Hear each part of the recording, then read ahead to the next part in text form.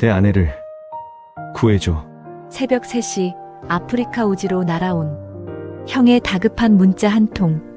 남자는 곧바로 한국으로 달려왔습니다. 유감스럽게도 현재로선 식물인간 상태입니다. 의사의 절망적인 말에 모두가 가망이 없다고 나가버린 그때 굳게 닫혀있던 형의 눈꺼풀이 규칙적으로 깜빡이기 시작했습니다. 이건 모스부호잖아. 식물인간이라던 형이 보내는 신호, 그리고 아버지조차 끝까지 숨기려 했던 끔찍한 진실. 과연 이 집안에 숨겨진 비밀은 무엇일까요? 사연 시작 전에 구독과 좋아요를 눌러주시고 감동이라고 댓글로 남겨주시면 인사드리겠습니다. 뜨거운 바람이 훅 불어와 볼을 스쳤습니다. 이곳은 아프리카 수단의 남부. 다큐멘터리 사진작가인 강주원은 흙먼지가 잔뜩 묻은 지프차 보닛 위에 걸터 앉아 있었습니다. 그는 벌써 2달째 이곳에서 전쟁의 참상과 그 속에서도 피어나는 삶의 의지를 카메라에 담고 있었죠. 그날따라 유난히 태양은 뜨거웠고 목은 타들어갈 듯 말랐습니다. 주원은 낡은 위성 전화기를 꺼내 들었습니다. 이곳은 통신 신호가 아주 약해서 하루에 딱 한두 번, 운이 좋아야 겨우 문자를 확인하거나 짧은 통화를 할 수 있는 곳이었습니다. 전화기 화면에 안테나 표시가 깜빡거리더니 겨우 한 칸이 찼습니다. 그 순간 며칠 동안 밀려있던 문자 메시지들이 한꺼번에 쏟아져 들어왔습니다. 그 사이에 유독 눈에 띄는 이름이 하나 있었습니다. 바로 한국에 있는 형 강주호였습니다. 주원은 고개를 갸웃거렸습니다. 형 주호는 대한민국 굴지의 대기업인 강우 리테일의 전략기획실 본부장이었습니다. 워낙 빈틈없고 냉철한 성격이라 꼭 필요한 용건이 아니면 동생에게 먼저 연락하는 법이 없는 사람이었죠. 더군다나 주원이 위험한 곳에 있다는 걸 알기 때문에 안부 전화조차 조심스러워하던 형이었습니다. 문자가 도착한 시간은 한국 시각으로 새벽 3시. 모두가 잠들어 있을 그 깊은 밤에 형이 보낸 문자는 아주 짧았습니다. 내 아내를 구해줘. 주원은 자신의 눈을 의심했습니다. 액정에 묻은 모래먼지를 손으로 쓱 닦아내고 다시 들여다보았습니다. 잘못 본 게 아니었습니다. 형수 이현수를 구해달라니 도대체 무슨 일이 생긴 걸까요? 형수는 지금 임신 8개월 차로 누구보다 안정과 보호가 필요한 시기였습니다. 그런 형수를 구해달라는 말은 형수가 지금 아주 위험한 상황에 처해 있다는 뜻이었습니다. 그런데 이상했습니다. 무슨 일이 생겼다면 본인이 직접 해결했지 먼 타국에 있는 동생에게 다짜고짜 이런 문자를 보낼 사람이 아니었습니다. 게다가 도와줘도 아니고 구해줘라는 표현은 너무나 절박하게 느껴졌습니다. 주원은 곧바로 형에게 전화를 걸었습니다. 하지만 신호는 가지 않았고 전원이 꺼져 있어 소리샘으로 연결된다는 기계적인 안내음만 흘러나왔습니다. 불길한 예감이 등줄기를 타고 서늘하게 내려갔습니다. 주원은 직감했습니다. 지금 한국에, 그리고 형의 집에 감당하기 힘든 무서운 일이 벌어졌다는 것을 말입니다. 주원은 그 길로 촬영 장비를 가방에 쓸어 담았습니다. 남은 일정 따위는 중요하지 않았습니다. 당장 한국으로 가야 했습니다. 하지만 이곳은 수단의 오지 중의 오지, 빠져나가는 것조차 쉽지 않았습니다. 비포장 도로를 덜컹거리며 하루를 꼬박 달려 하르툼 공항으로 가야 했고 거기서도 직항이 없어 두바이와 카이로를 경유해야만 한국 땅을 밟을 수 있었습니다. 비행기를 기다리고 갈아타는 이틀 내내 주원의 속은 까맣게 타들어갔습니다. 형이 보낸 그 짧은 문자 한 줄이 머릿속에서 떠나지 않았기 때문입니다. 형과 자신은 성격이 정반대였습니다. 형 주호는 아버지 강 회장을 닮아 어릴 때부터 모범생이었고 집안의 기대를 한 몸에 받으며 자랐습니다. 반면 주원은 답답한 재벌가의 분위기를 견디지 못해 일찍부터 카메라 하나만 메고 밖으로 돌았습니다. 하지만 형제 사이는 나쁘지 않았습니다. 형은 자유로운 주원을 내심 부러워하면서도 항상 응원해 주었고 주원 역시 묵묵히 집안을 이끌어가는 형을 존경했습니다. 특히 형이 형수 연수와 결혼하고 나서부터는 형의 얼굴에 웃음이 많아져서 주원도 마음을 놓고 해외 활동에 전념할 수 있었습니다. 그런 형이 보낸 구조 신호였습니다. 이건 장난일 수가 없었죠. 꼬박 사흘 만에 인천국제공항에 도착하자마자 주원은 휴대전화를 켰습니다. 부재중 전화가 수십 통이나 와 있었습니다. 아버지 강 회장의 비서실장으로부터 온 전화였습니다. 주원은 떨리는 손으로 전화를 걸었습니다. 비서실장의 목소리는 잔뜩 가라앉아 있었습니다. 도련님, 지금 어디십니까? 본부장님이. 주호 도련님이 쓰러지셨습니다. 주원은 심장이 덜컥 내려앉는 것 같았습니다. 쓰러지다니요? 형이 왜요? 원인 불명의 뇌졸중이라고 합니다. 새벽이라 발견이 늦어서. 지금 의식이 없으십니다. 식물인간 상태가 될 가능성이 높다고 의료진이 말하고 있습니다. 식물인간이라니. 건강하던 형이 하루아침에 식물인간이 되었다니 주원은 도무지 믿기지가 않았습니다. 공항 게이트를 빠져나오자마자 택시를 잡아탔습니다. 차는 미끄러지듯 고속도로를 달렸고 주원은 창밖을 보며 생각에 잠겼습니다. 비서실장의 말대로라면 형은 새벽녘 갑작스러운 뇌졸중으로 쓰러져 의식을 잃었습니다. 그런데 형이 자신에게 문자를 보낸 시간은 한국 시각으로 새벽 3시였습니다. 형이 쓰러진 추정 시각과 문자가 발송된 시각이 거의 일치했습니다. 만약 형이 정말 뇌졸중으로 쓰러져 정신을 잃었다면 어떻게 그렇게 정확하게 문자를 보낼 수 있었을까요? 게다가 자신의 목숨이 경각에 달린 순간에 형은 왜 형수를 구해달라고 했을까요? 뇌졸중이라는 병명과 형이 보낸 문자의 내용은 앞뒤가 맞지 않았습니다. 마치 누군가에게 쫓기거나 공격당하는 사람처럼 다급해 보였습니다. 형이 쓰러진 건 단순한 병 때문이 아닐 수도 있다는 의심이 피어오르기 시작했습니다. 차가 강우의료원 정문에 도착했습니다. 이 병원은 강우그룹 계열사로 대한민국 최고의 시설을 자랑하는 곳이었습니다. 주원은 안내 데스크를 지나 곧장 VIP 병동으로 향했습니다. 엘리베이터가 5층에 멈추고 문이 열리자 무거운 침묵이 주원을 맞이했습니다. 복도 끝에 있는 특실 앞에는 경호원 2명이 굳은 표정으로 서 있었습니다. 주원이 다가가자 경호원들이 고개를 숙여 인사했습니다. 넓은 병실 안에는 가족들이 모여 있었습니다. 창가 쪽 소파에는 아버지 강 회장이 앉아 있었습니다. 평소라면 호랑이처럼 기세등등했을 아버지는 어깨가 축 처진 채 창밖만 바라보고 있었습니다. 그 모습이 너무나 늙고 지쳐 보여서 주원은 잠시 멈칫했습니다. 아들의 사고가 아버지에게 큰 충격이었던 모양입니다. 그 옆에는 어머니 윤 여사가 서성이고 있었습니다. 윤 여사는 평소처럼 우아한 차림새였지만 어딘가 몹시 불안해 보였습니다. 손수건을 쥔 손을 가만히 두지 못하고 계속해서 비틀거나 병실 문 쪽을 힐끔거렸습니다. 주원은 어머니의 그런 모습이 낯설게 느껴졌습니다. 그리고 침대 곁에는 형수 이현수가 앉아 있었습니다. 만삭인 배를 힘겹게 안고 형의 손을 잡은 채 하염없이 눈물을 흘리고 있었습니다. 형수의 얼굴은 며칠 사이에 반쪽이 되어 있었습니다. 눈은 퉁퉁 부어 있었고 입술은 바싹 말라 있었습니다.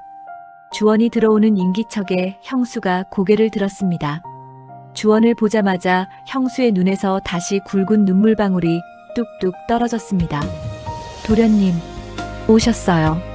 형수의 목소리는 갈라져서 거의 들리지 않았습니다. 주원은 천천히 침대 쪽으로 다가갔습니다.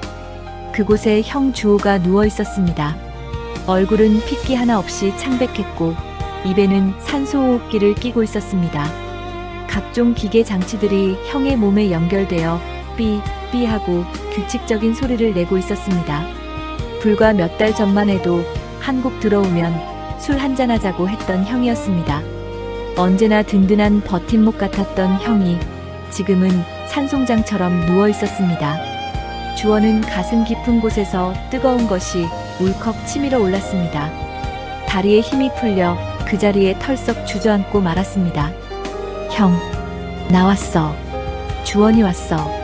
주원은 떨리는 손으로 형의 차가운 손을 잡았습니다. 아무런 온기도 느껴지지 않는 손이었습니다. 그렇게 건강하던 사람이 갑자기 식물인간이라니 주원은 도저히 받아들일 수가 없었습니다. 그때 어머니 윤여사가 다가와 주원의 어깨를 잡았습니다. 주원아, 먼 길 오느라 고생했다. 내 형은 이제 가망이 없다고 하는구나. 의사 선생님 말씀으로는 마음의 준비를 하라고 하셨어. 주원은 다시 형의 얼굴을 바라보았습니다. 감긴 눈, 굳게 담은 입. 형은 아무런 대답도 하지 않았습니다. 하지만 주원의 머릿속에는 아프리카에서 보았던 그 문자 메시지가 환영처럼 계속 맴돌았습니다. 내 아내를 구해줘. 이 병실 안에 있는 모든 사람이 형의 죽음을 준비하고 있었지만 주원만은 그럴 수가 없었습니다. 형은 분명히 신호를 보냈습니다. 자신이 위험하다고, 그리고 형수를 지켜달라고 말입니다. 주원은 잡고 있던 형의 손에 조금 더 힘을 주었습니다. 형, 무슨 일이 있었던 거야? 왜 그런 문자를 보낸 거야? 뇌졸중이 진짜 맞는 거야? 주원의 머릿속은 온통 의문투성이었습니다. 주원은 직감했습니다. 형은 그냥 쓰러진 게 아니었습니다. 누군가 형을 이렇게 만들었을지도 모른다는 무서운 생각이 주원을 사로잡았습니다. 주원은 형의 귀에 대고 아주 작게 속삭였습니다. 형, 듣고 있어? 나 왔으니까 걱정하지 마. 형이 왜 나 불렀는지 내가 다 알아낼 거야. 형수도 내가 지킬게. 그 순간이었습니다. 주원이 잡고 있던 형의 손가락 끝이 아주 미세하게 움찔했습니다. 너무나 작은 움직임이라 착각인가 싶었지만 분명히 주원의 손바닥을 스치는 느낌이 있었습니다. 주원은 놀라서 고개를 번쩍 들고 형의 얼굴을 쳐다보았습니다. 형의 굳게 닫힌 눈꺼풀이 파르르 떨리고 있었습니다. 그것은 마치 깊은 어둠 속에 갇힌 사람이 밖을 향해 필사적으로 보내는 구조 신호 같았습니다. 주원의 심장이 미친 듯이 뛰기 시작했습니다. 형은 살아있었습니다. 아니, 깨어 있었습니다. 방금 본 것이 헛것인가 싶어 눈을 비비고 다시 형의 얼굴을 들여다보았습니다. 형 주호의 눈은 여전히 굳게 감겨 있었습니다. 하지만 주원이 잡고 있는 형의 손에 미세한 떨림이 전해져 왔습니다. 그것은 단순한 경련이 아니었습니다. 아주 규칙적이고 분명한 의도를 가진 움직임이었죠. 주원은 고개를 들어 주변을 살폈습니다. 다행히 아버지 강 회장은 창밖을 보고 있었고 어머니 윤 여사는 형수 연수를 다독이느라 이쪽을 보지 않고 있었습니다. 주원은 침대 쪽으로 몸을 더 깊숙이 숙였습니다. 마치 슬픔에 잠겨 형에게 마지막 인사를 건네는 것처럼 보이게 말입니다. 그때였습니다. 형의 감긴 눈꺼풀이 다시 움직이기 시작했습니다. 짧게 3번, 길게 3번, 다시 짧게 3번. 주원의 머릿속에 번개 같은 기억이 스치고 지나갔습니다. 그것은 어린 시절 엄격한 아버지의 눈을 피해 형제가 이불 속에서 손전등을 켜고 끄며 장난치던 그들만의 신호 모스 부호였습니다.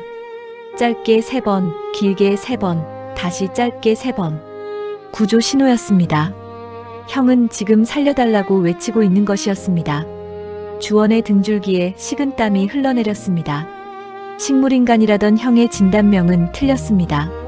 형은 모든 소리를 듣고 있었고 생각하고 있었으며 필사적으로 동생에게 말을 걸고 있었던 겁니다. 주원은 터져나오려는 비명을 간신히 삼켰습니다. 지금 여기서 소란을 피우면 안 된다는 본능적인 판단이 섰기 때문입니다.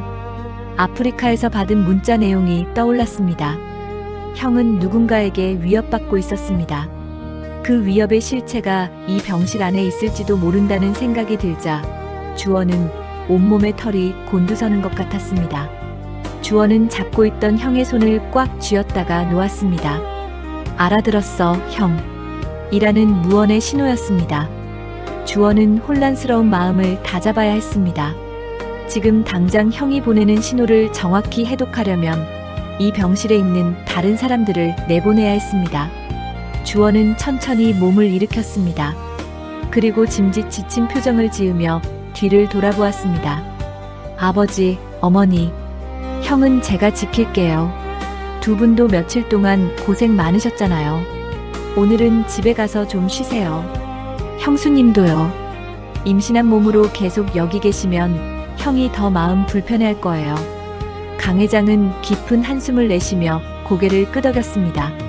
그래, 주원이 네가 왔으니 한시름 놓는구나. 우리는 일단 들어가마. 무슨 일 생기면 바로 연락해라. 강 회장은 지친 기색이 역력했습니다. 하지만 어머니 윤 여사는 달랐습니다. 아니다, 내가 더 있을게. 네가 뭘 안다고 간병을 하니. 간병인도 있고 한데 굳이. 윤 여사의 목소리에는 미묘한 날카로움이 섞여 있었습니다. 주원은 애써 부드러운 미소를 지어 보였습니다. 어머니, 저도 형 얼굴 좀 오래 보고 싶어서 그래요. 어머니 얼굴이 많이 상하셨어요. 가서 좀 주무셔야죠. 내일 아침에 다시 오세요. 주원의 끈질긴 권유에 윤 여사는 마지못해 고개를 끄덕였습니다. 하지만 병실을 나가는 마지막 순간까지 윤 여사의 시선은 주호의 산소호흡기에 머물러 있었습니다. 그 눈빛이 어딘가 서늘하게 느껴져 주원은 주먹을 꽉 쥐었습니다. 마지막으로 형수 이현수가 주원에게 다가왔습니다. 도련님, 부탁드릴게요. 그의 손발이 차갑지 않게 계속 주물러 주세요.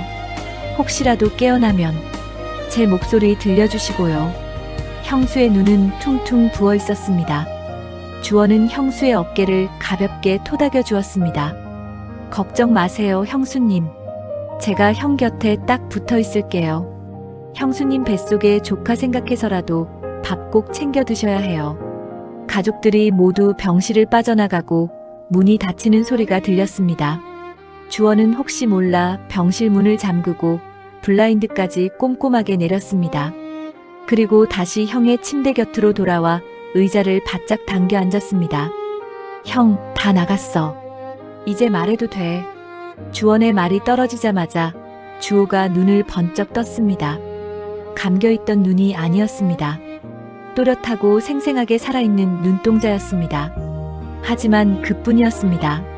손가락 하나, 발가락 하나 움직이지 못했습니다. 입술도 굳게 닫힌 채 열리지 않았습니다. 오직 눈동자만이 격렬하게 흔들리며 주원을 바라보고 있었습니다.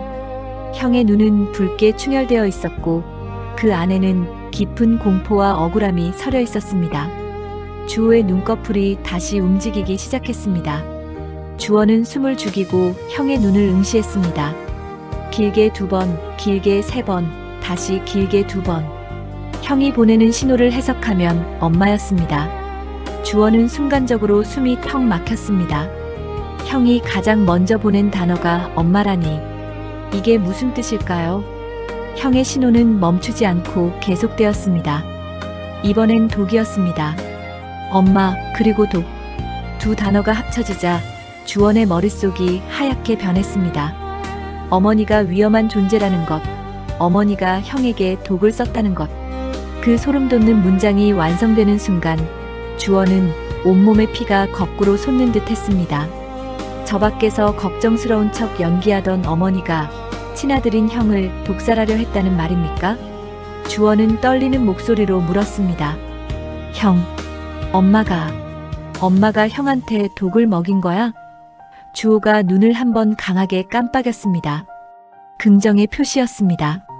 주원은 믿을 수가 없어 입을 틀어막았습니다. 아무리 재벌가의 비정함이라지만 친어머니가 아들에게 독을 먹이다니요. 주원은 형의 손을 꽉 잡았습니다. 분노로 손이 부들부들 떨렸습니다. 형은 다시 눈을 움직이려 했지만 주원은 형의 눈을 가만히 덮어주었습니다. 더 이상의 대화는 형에게 무리였습니다. 눈을 깜빡이는 것조차 형에게는 엄청난 에너지를 쏟아붓는 일이라는 게 느껴졌기 때문입니다. 이마에는 식은땀이 송골송골 맺혀 있었고 호흡이 거칠어지고 있었습니다. 형, 그만해. 더하면 형 몸 상해. 무슨 말인지 알겠어. 엄마, 그리고 독. 내가 다 밝혀낼게.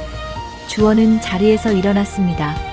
병실 안을 서성이며 머릿속을 정리했습니다. 어머니 윤 여사. 그녀는 평소에도 유난히 건강에 집착했습니다. 특히 아들인 주호에게는 몸에 좋다는 건 뭐든지 구해다 먹이곤 했었죠. 주원은 아까 병실에서 보았던 어머니의 모습을 떠올렸습니다. 아들이 식물인간이 되었다는데 슬퍼하기보다는 안절부절 못하던 모습, 그리고 자꾸만 형의 생명 유지 장치를 확인하던 시선. 그것은 자식을 걱정하는 어미의 눈빛이 아니었습니다. 자신의 범죄가 들통날까봐 두려워하는 범인의 눈빛이었습니다. 독이라면 분명 먹는 것에 섞었을 거야. 주원은 형이 쓰러지기 전의 상황을 추리해 보았습니다. 형은 평소 밖에서 함부로 음식을 먹지 않는 까다로운 성격이었습니다. 그런 형이 의심 없이 받아먹을 수 있는 것이라면 가족이 준 것, 그 중에서도 어머니가 직접 챙겨준 것 뿐일 겁니다. 주원의 머릿속에 번뜩이는 기억이 하나 스쳤습니다. 몇 달 전 주원과 통화할 때 형이 지나가듯 했던 말이 떠올랐습니다. 어머니가 요즘 부쩍 한약을 챙겨주시네. 어디 용한 곳에서 지어왔다나 뭐라나. 냄새가 좀 역하긴 한데 정성을 봐서라도 먹어야지. 한약. 그때는 대수롭지 않게 넘겼던 그 단어가 비수처럼 꽂혔습니다. 어머니는 그 한약에 독을 섞은 게 분명했습니다. 한 번에 치사량을 먹인 게 아니라 아주 조금씩 오랫동안 먹여서 서서히 몸을 망가뜨린 것입니다. 그래서 병원에서도 원인을 찾지 못하고 단순 뇌졸중으로 진단한 것이겠죠. 어떻게 이렇게까지 치밀하게. 주원은 다시 형의 침대 곁으로 다가갔습니다. 형, 한약이지? 어머니가 지어준다는 그 한약. 주호의 눈꺼풀이 다시 한번 크게 움직였습니다. 정확했습니다. 주원의 추리가 맞았던 겁니다. 주원은 주먹을 불끈 쥐었습니다. 이제 무엇을 해야 할지 명확해졌습니다. 그 한약의 정체를 밝혀내야 했습니다. 그리고 어머니가 왜 그런 짓을 했는지 그 섬뜩한 이유를 알아내야 했습니다. 형, 조금만 기다려. 내가 집에 가서 그 약 찾아낼게. 그리고 그 문자. 형수님도 위험한 거지? 주호가 눈을 빠르게 깜빡였습니다. 그렇다는 뜻이었습니다. 어머니가 형에게 독을 썼다면 다음 타깃은 며느리인 연수일 가능성이 높았습니다. 형이 아프리카로 보낸 문자가 내 아내를 구해줘였던 이유가 바로 그것이었습니다. 자신은 이미 당했지만 아내와 뱃속의 아이만은 지켜달라는 형의 처절한 부탁. 주원은 가슴이 먹먹해졌습니다. 형수님은 내가 목숨 걸고 지킬게. 형은 아무 생각 말고 버텨. 살아만 있어줘. 나머지는 내가 다 해결할게. 주원은 형의 이마에 맺힌 땀을 닦아주었습니다. 형의 눈빛이 조금은 편안해진 것 같았습니다. 동생을 믿고 의지하는 눈빛이었습니다. 주원은 결연한 표정으로 병실을 나섰습니다. 복도는 텅 비어 있었지만 주원의 발걸음은 그 어느 때보다 무거웠습니다.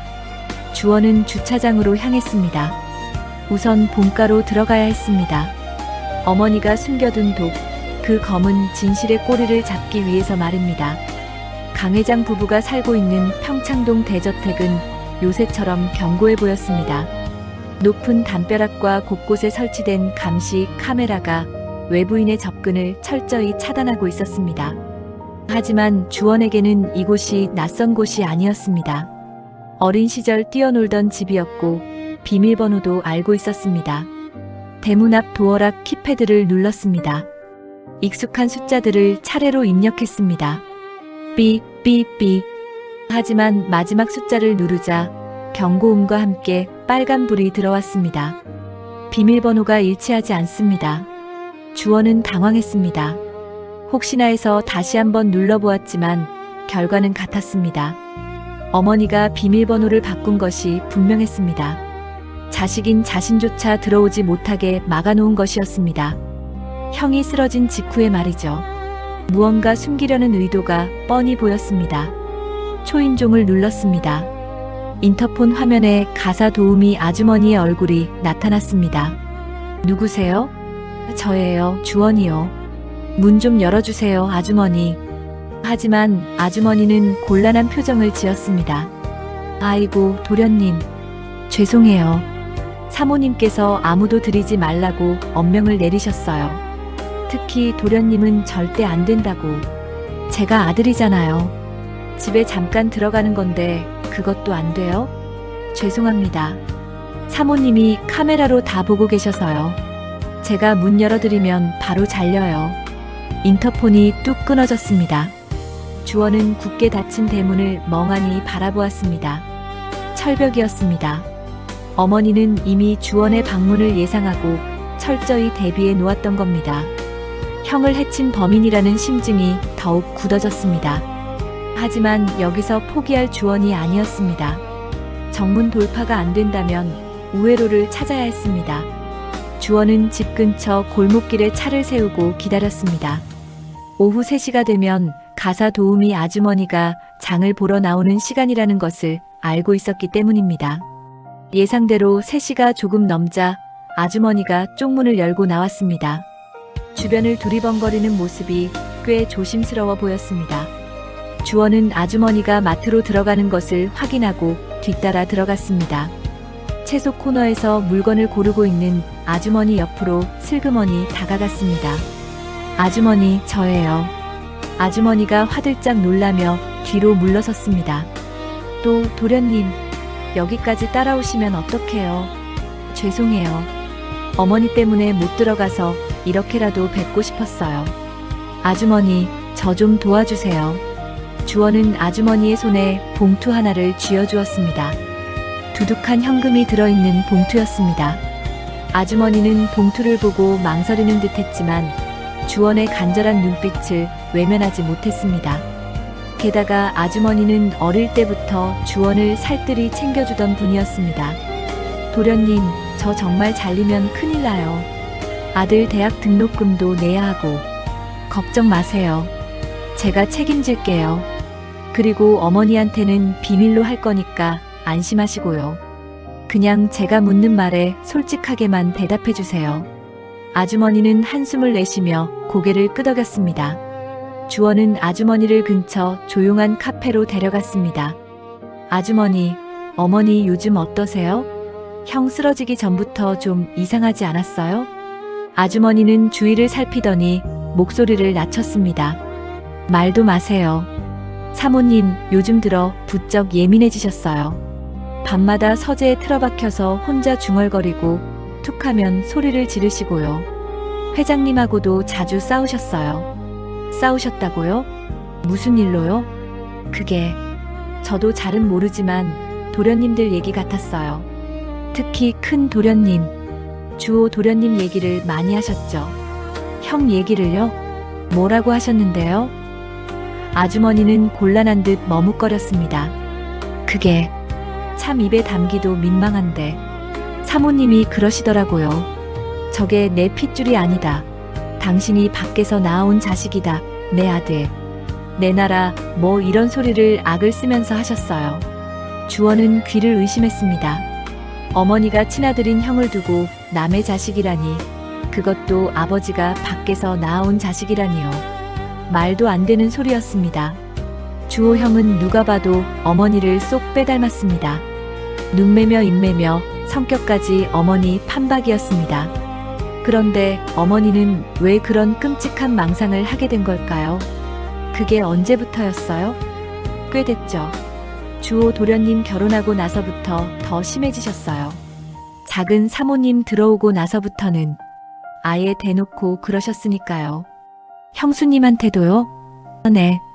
아가씨가 임신하고 나서는 더 했어요. 뱃속에 있는 것도 그 더러운 피를 물려받았을 거다. 괴물을 잉태했다. 이러시면서 저주를 퍼부으셨죠.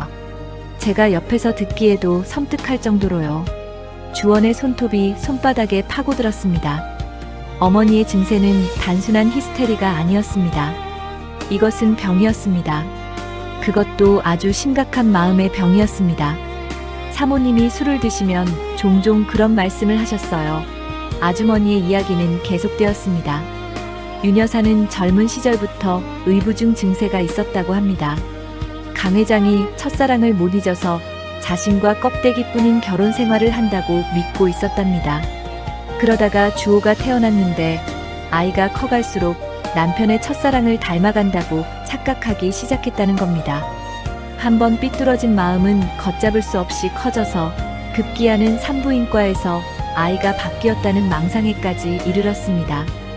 자신의 친아들은 어디론가 사라지고 남편이 첫사랑과 낳은 아이를 데려다 놓았다고 믿게 된 것입니다. 이런 터무니없는 망상은 세월이 흐르면서 더욱 견고해졌습니다. 특히 주호가 장성하여 강우 리테일의 후계자로서 능력을 인정받자 윤 여사의 불안감은 극에 달했습니다. 내 아들도 아닌 놈이 회사를 차지하려 한다. 저놈이 나를 내쫓고 그 여자를 안방마님으로 앉힐 거다라는 피해망상까지 겹쳐진 것입니다. 그리고 결정적으로 연수가 며느리로 들어오면서 윤 여사의 분노는 폭발했습니다. 연수가 하필이면 강 회장의 첫사랑과 분위기가 비슷했기 때문입니다. 강 회장이 며느리를 유난히 아끼고 챙기는 모습을 보며 윤 여사는 과거의 악몽이 되살아난 듯 괴로워했습니다.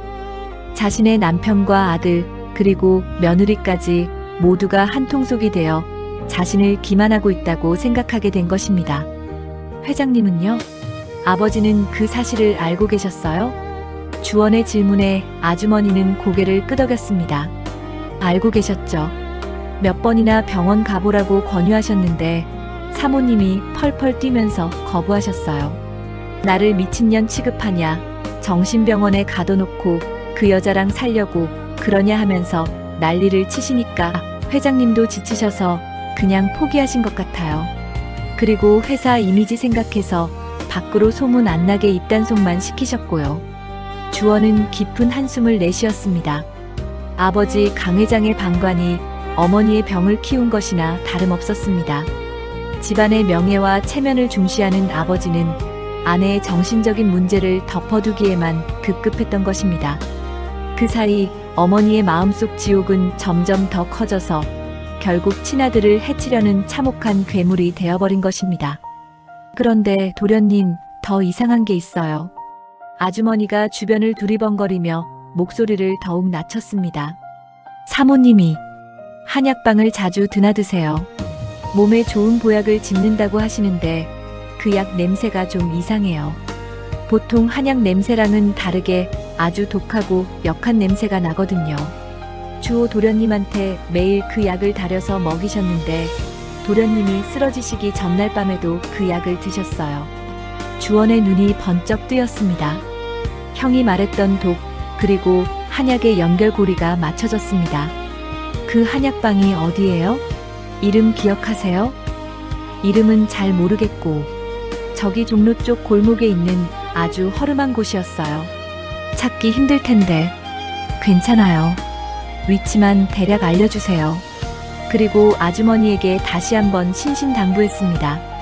오늘 저 만난 건 절대 비밀이에요. 그리고 혹시라도 어머니가 또 이상한 행동을 하거나 형수님한테 해코지하려고 하면 저한테 바로 연락주세요. 아셨죠? 아주머니는 걱정스러운 표정으로 고개를 끄덕였습니다. 주원은 카페를 나와 차에 올랐습니다. 마음이 무거웠습니다. 어머니는 단순히 나쁜 사람이 아니라 아픈 사람이었습니다. 하지만 그 아픔이 타인을 해치는 흉기가 되어서는 안 되었습니다. 더군다나 그 대상이 가족이라면 더더욱 말입니다. 주원은 시동을 걸고 종로로 향했습니다. 어머니가 드나들었다는 그 한약방을 찾아야 했습니다.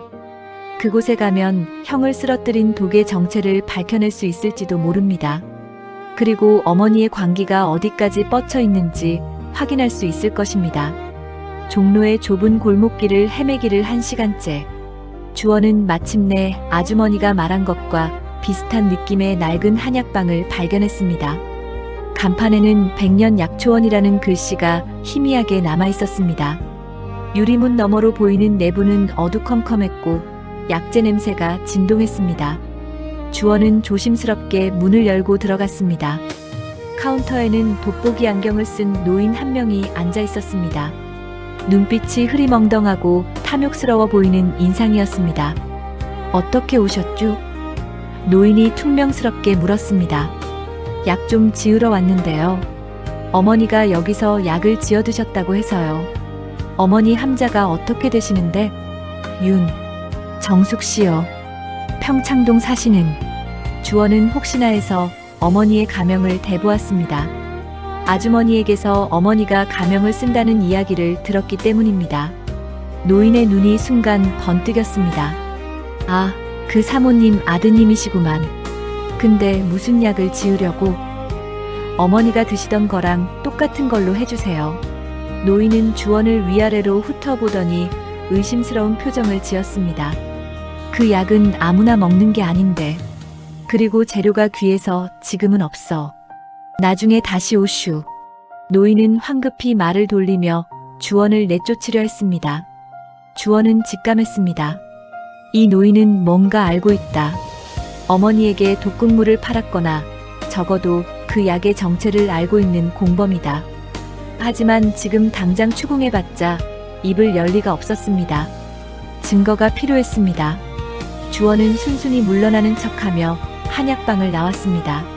하지만 멀리 가지 않고 골목 어귀에 숨어서 한약방을 지켜보았습니다.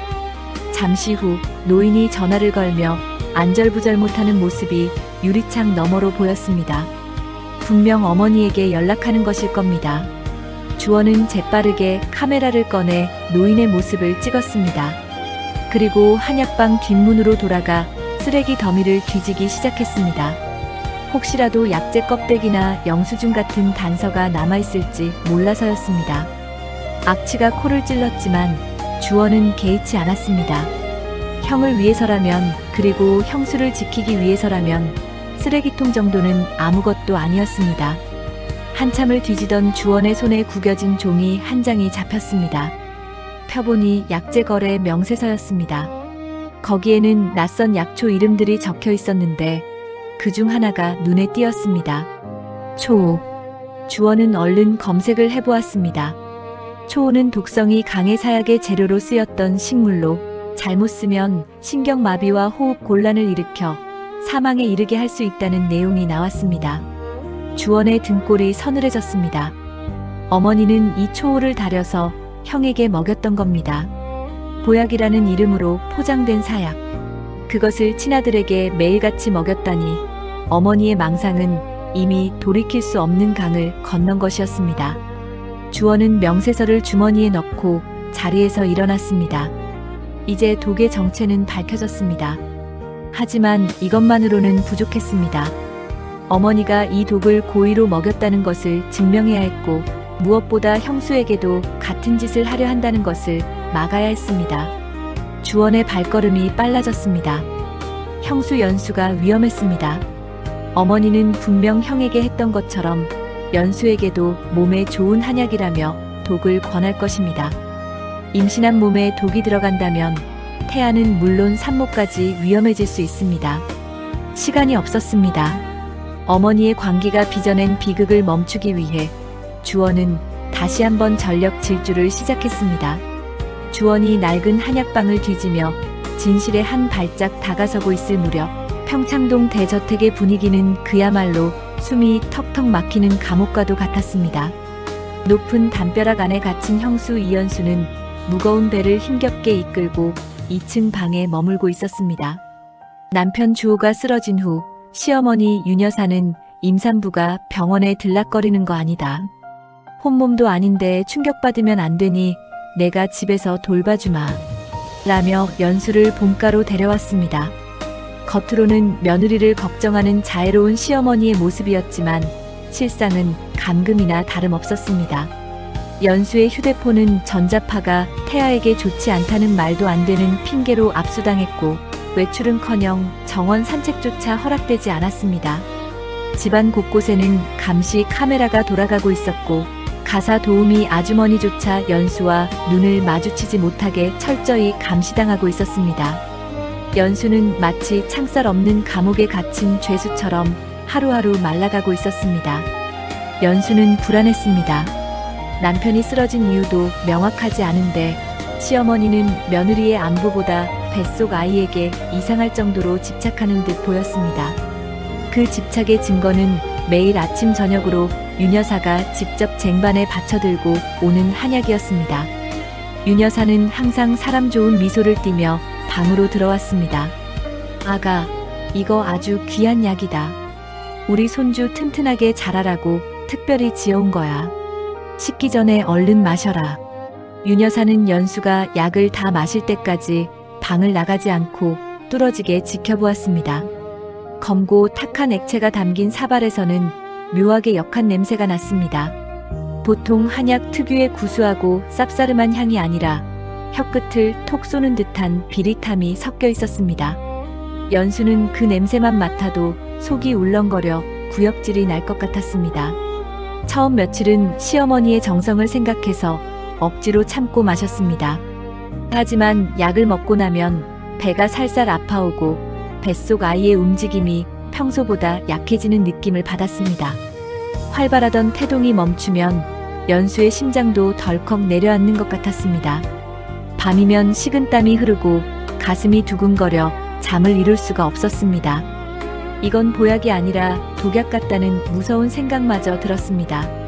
연수는 본능적으로 아이를 지켜야 한다고 느꼈습니다. 그래서 꾀를 냈습니다. 약을 마시는 척하다가 입안에 머금고 윤 여사가 쟁반을 들고 나가면 화장실로 달려가 뱉어내거나 몰래 베란다 화분에 부어버렸습니다. 다행히 화분에 심어둔 식물들은 잎이 무성해서 약을 부어도 티가 나지 않았습니다. 하지만 며칠 전부터 화분의 잎들이 누렇게 시들어가기 시작했습니다. 마치 독을 머금은 것처럼 말라비틀어지는 잎사귀들을 보며 연수는 공포에 질렸습니다. 식물이 저렇게 죽어가는데 이 약이 정말 사람 몸에 들어가도 되는 것일까요? 연수는 바싹 말라버린 화분을 볼 때마다 자신의 뱃속 아이도 저렇게 되는 건 아닌지 소름 끼치는 상상에 시달려야 했습니다. 그날 오후도 어김없이 윤 여사가 약사발을 들고 방문을 열고 들어왔습니다. 아가, 약 먹을 시간이다. 윤 여사의 목소리는 부드러웠지만 눈빛은 차갑게 빛나고 있었습니다. 연수는 침대 헤드에 기대어 힘없이 앉았습니다. 어머님, 저 속이 너무 안 좋아요. 오늘은 좀 건너뛰면 안 될까요? 냄새만 맡아도 머리가 어지러지래요. 입덧이 다시 시작된 것 같아요. 연수가 애원하듯 말했지만 윤 여사의 표정은 변하지 않았습니다. 무슨 소리니? 약은 제때 먹어야 효과가 있는 법이야. 우리 주호 목까지 네가 건강해야지. 다 너랑 애 생각해서 큰돈 들여 지어온 거야. 자, 어서 마셔. 윤 여사는 약사발을 연수의 입가에 들이밀었습니다. 거부할 수 없는 강압적인 태도였습니다. 연수는 떨리는 손으로 사발을 받아들었습니다. 검은 액체가 출렁거렸습니다. 역한 냄새가 코를 찔렀습니다. 연수는 숨을 꾹 참고 사발을 입에 댔습니다. 한 모금, 두 모금. 입안 가득 쓴맛이 퍼졌지만 꿀떡 삼키는 신용만 하고 혀 밑에 약물을 가두었습니다. 윤 여사가 지켜보는 앞에서 남은 약을 다 마신 척 빈 사발을 보여주어야 했습니다. 그렇게 입안이 터질 듯 약을 머금은 채 연수는 힘겹게 빈 사발을 윤 여사에게 내밀었습니다. 다 마셨니? 윤 여사가 재촉했습니다. 연수는 말을 할 수가 없어 고개만 끄덕였습니다.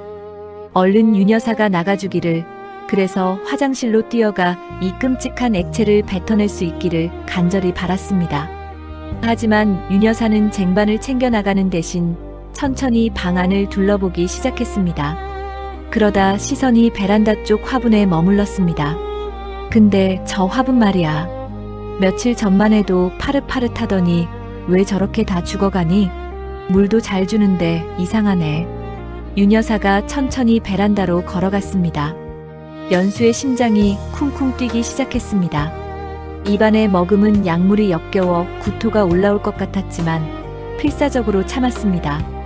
윤 여사는 시들어버린 잎사귀를 손으로 만져보더니 코를 대고 흙냄새를 킁킁 맡았습니다. 그리고 천천히 고개를 돌려 연수를 쏘아보았습니다. 그 눈빛에는 섬뜩한 살기가 어려 있었습니다. 마치 모든 것을 꿰뚫어보는 듯한 눈빛이었습니다. 너, 약 안 먹고 여기다 버렸니?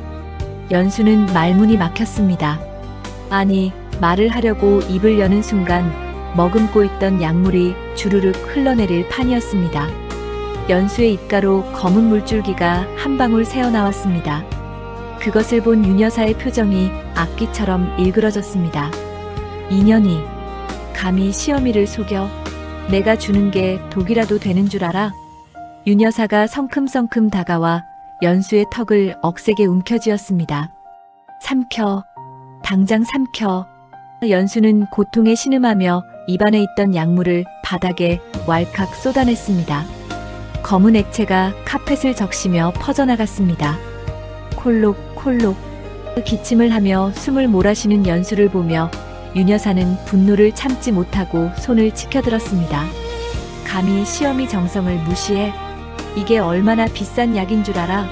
내 아들이 못 먹게 된 거 네가 대신 먹는 건데 고마워할 줄 모르고 버려.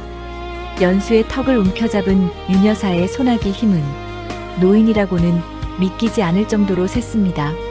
어머님, 아파요. 잘못했어요. 제발 이러지 마세요. 연수가 빌었지만 윤 여사의 귀에는 들리지 않는 듯 했습니다. 윤 여사는 탁자에 놓여있던 아직 따지 않은 여분의 약봉지를 거칠게 뜯었습니다. 잘못한 줄 알면 다시 마셔. 한 방울도 남기지 말고 다 마셔. 내 뱃속에 있는 그게 건강해져야 한단 말이야. 윤 여사는 약봉지를 연수의 입에 억지로 쏟아부으려 했습니다. 연수는 필사적으로 고개를 저으며 반항했습니다. 약물이 턱을 타고 흘러내려 옷을 적셨습니다. 싫어요. 안 마실래요. 이거 먹으면 배가 아파요. 우리 아기 잘못되면 어떡해요. 연수의 비명에 윤 여사는 멈칫했습니다. 하지만 이내 광기 어린 웃음을 터뜨렸습니다. 아기, 그게 내 손주인 줄 아니? 그건 괴물이야. 내 뱃속에 있는 건 내 아들 핏줄이 아니라고. 없애버려야 해. 윤 여사는 무심결에 자신의 속마음을 내뱉고 말았습니다. 연수는 그 말에 얼어붙었습니다. 손주가 아니라 괴물이라니, 없애버려야 한다니. 지금까지 먹어온 약이 정말로 아이를 지우기 위한 약이었다는 사실을 깨닫는 순간 연수는 공포에 질려 아무 말도 할 수 없었습니다. 윤 여사는 연수가 겁에 질려 굳어있는 틈을 타 남은 약을 기어이 입안으로 밀어 넣었습니다. 연수는 캑캑거리며 어쩔 수 없이 약을 삼켰고 윤 여사는 그제야 만족스러운 듯 비릿한 미소를 지으며 방을 나갔습니다. 밖에서 문이 잠기는 소리가 들렸습니다. 주원은 며칠 동안 집 주변을 맴돌며 기회를 엿보았습니다. 하지만 윤 여사는 며느리를 그림자처럼 감시하며 집 안에만 꽁꽁 가둬두었습니다. 윤 여사의 삼엄한 감시망을 뚫고 연수를 빼내는 건 불가능에 가까워 보였죠. 유일한 기회는 단 하나, 연수의 정기 검진 날이었습니다. 윤 여사는 임산부인 연수의 건강을 끔찍이 챙기는 척하며 2주에 한 번씩 강우의료원으로 검진을 데리고 다녔습니다. 물론 그 병원 역시 윤 여사의 사촌 동생이 원장으로 있는 곳이라 안심할 수는 없었지만 이동하는 그 짧은 시간이 주원에게 주어진 유일한 틈이었습니다. 드디어 검진날 아침이 밝았습니다. 주원은 새벽부터 분주하게 움직였습니다. 이번 작전에는 주원 혼자가 아니라 조력자가 필요했습니다. 다큐멘터리 촬영 때 인연을 맺었던 베테랑 스턴트 운전자 김 실장이었습니다. 김 실장은 험한 오지에서도 능숙하게 차를 몰았던 실력자였기에 주원이 믿고 맡길 수 있는 유일한 사람이었죠. 실장님 부탁드립니다. 절대 다치지 않게, 하지만 확실하게 발목만 잡아주세요. 주원은 김 실장에게 작전 내용을 다시 한번 상기시켰습니다. 김 실장은 든든한 미소를 지으며 엄지를 치켜 세웠습니다. 걱정 마세요. 접촉사고 연출하는 건 제 전공입니다. 사모님 차 흠집 하나 안 내고 멈춰 세워드리죠. 오전 10시 평창동 저택의 육중한 대문이 열리고 윤 여사의 고급 세단이 미끄러지듯 빠져나왔습니다. 뒷좌석에는 윤 여사와 연수가 나란히 앉아 있었습니다. 연수의 표정은 창백하게 질려 있었고 윤 여사는 그런 며느리의 손목을 꽉 쥔 채 놓지 않고 있었습니다. 마치 죄수를 호송하는 간수처럼 말입니다. 주원은 조금 떨어진 곳에서 그 차를 뒤따랐습니다. 김 실장의 트럭은 반대편 차선에서 대기 중이었습니다. 작전 지점은 병원으로 가는 길목에 있는 한적한 교차로였습니다. 신호등이 없는 곳이라 평소에도 사고가 잦은 구간이었기에 자연스러운 연출이 가능했습니다. 윤 여사의 차가 교차로에 진입하려는 순간 골목에서 김 실장의 트럭이 불쑥 튀어나왔습니다. 끼익! 날카로운 브레이크 소리와 함께 윤 여사의 차가 급정거했습니다. 트럭은 아슬아슬하게 세단 앞범퍼를 스치듯 멈춰 섰습니다. 쿵! 가벼운 충격음이 들렸지만 다행히 큰 사고는 아니었습니다. 하지만 차 안은 순식간에 아수라장이 되었습니다. 윤 여사는 비명을 지르며 앞좌석 등받이에 머리를 부딪혔고 운전기사는 당황하여 허둥지둥했습니다. 아이고, 내 머리야.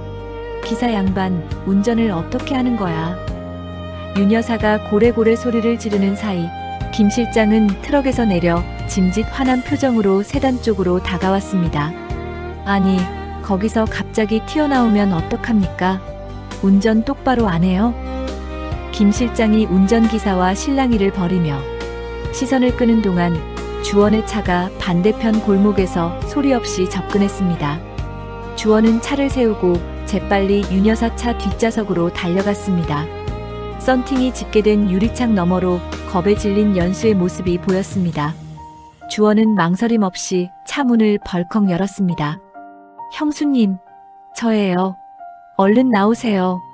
갑작스러운 주원의 등장에 윤 여사는 눈이 휘둥그레졌습니다. 네가 여길 어떻게?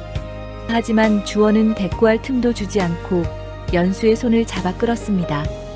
연수는 엉겁결에 주원의 손에 이끌려 차 밖으로 나왔습니다. 도련님, 설명은 나중에 해요.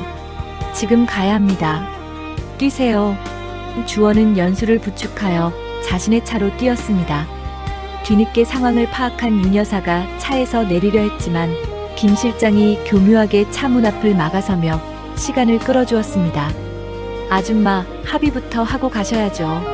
어딜 도망가려고. 비켜. 저놈 잡아. 내 며느리 납치해 간다. 윤 여사가 악을 쓰며 소리쳤지만 이미 주원과 연수는 차에 올라타 멀어지고 있었습니다. 주원은 엑셀을 밟아 평창동을 빠져나왔습니다. 백미러로 윤 여사의 차가 보이지 않을 때까지 달리고 또 달렸습니다. 옆자리에 앉은 연수는 가쁜 숨을 몰아쉬며 배를 감싸쥐고 있었습니다. 식은땀이 비오듯 흐르고 있었죠.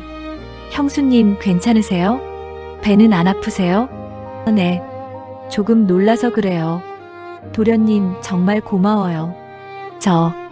다시는 그 집으로 안 돌아가는 거죠? 연수의 목소리는 떨리고 있었지만 그 눈빛에는 간절함이 가득했습니다. 지옥 같은 시댁에서 벗어났다는 안도감이 밀려오는 듯 했죠. 그럼요. 절대 안 보내요. 형이 부탁했어요. 형수님 지켜달라고요. 주원은 미리 마련해둔 안전가옥으로 향했습니다. 서울 외곽에 있는 주원의 스튜디오였는데 보안시설이 잘 갖춰져 있어 당분간 몸을 숨기기에 안성맞춤이었습니다. 도착하자마자 주원은 연수에게 따뜻한 물을 건네고 안정을 취하게 했습니다. 하지만 아직 안심하기엔 일렀습니다. 가장 중요한 것이 남아있었기 때문입니다. 바로 형수와 뱃속 아이의 건강 상태를 확인하는 것이었죠. 주원은 미리 연락해둔 산부인과 전문의를 스튜디오로 불렀습니다.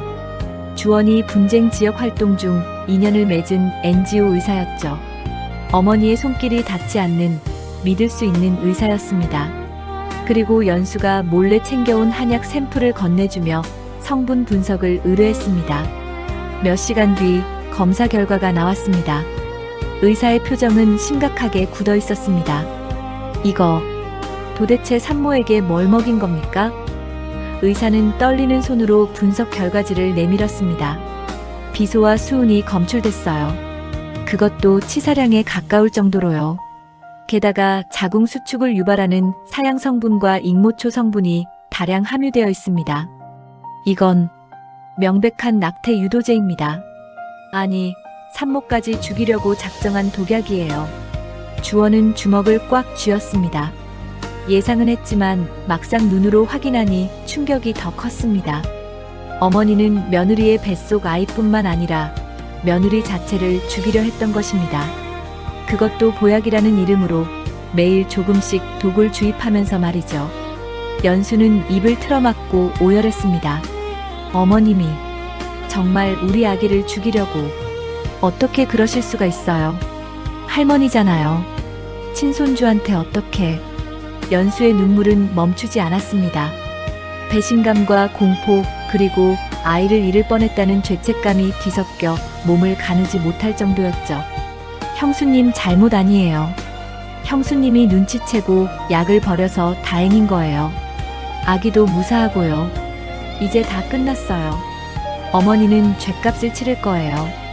하지만 연수의 몸은 멈추지 않고 떨려왔습니다. 매일 아침 건강해져라며 건네주던 그 검은 약물이 사실은 자신과 아이를 죽이는 사약이었다는 사실은 평생 씻을 수 없는 트라우마로 남을 것 같았습니다.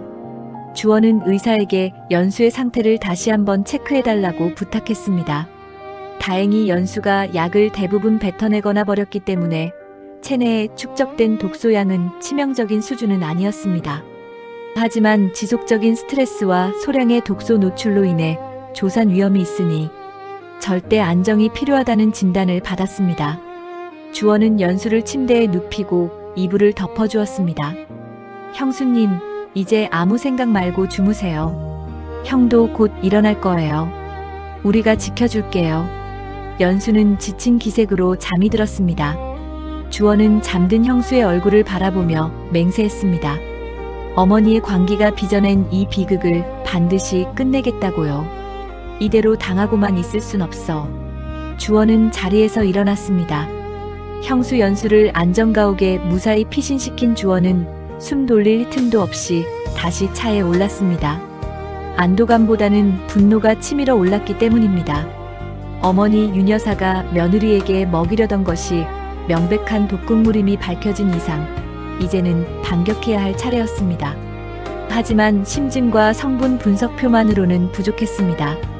어머니가 이 일을 지시했다는 결정적인 연결고리, 즉 물증이 필요했습니다.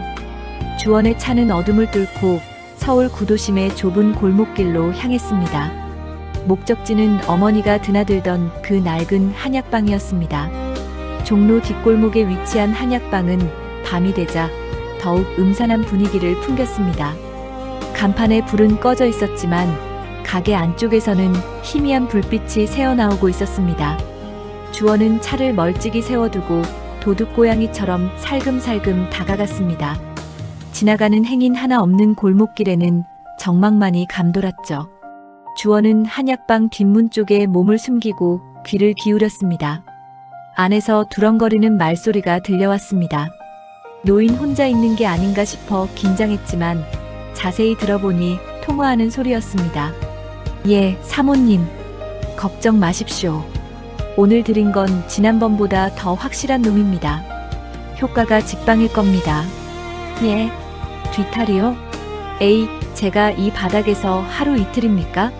장부 같은 건 절대 안 남기니까 안심하세요.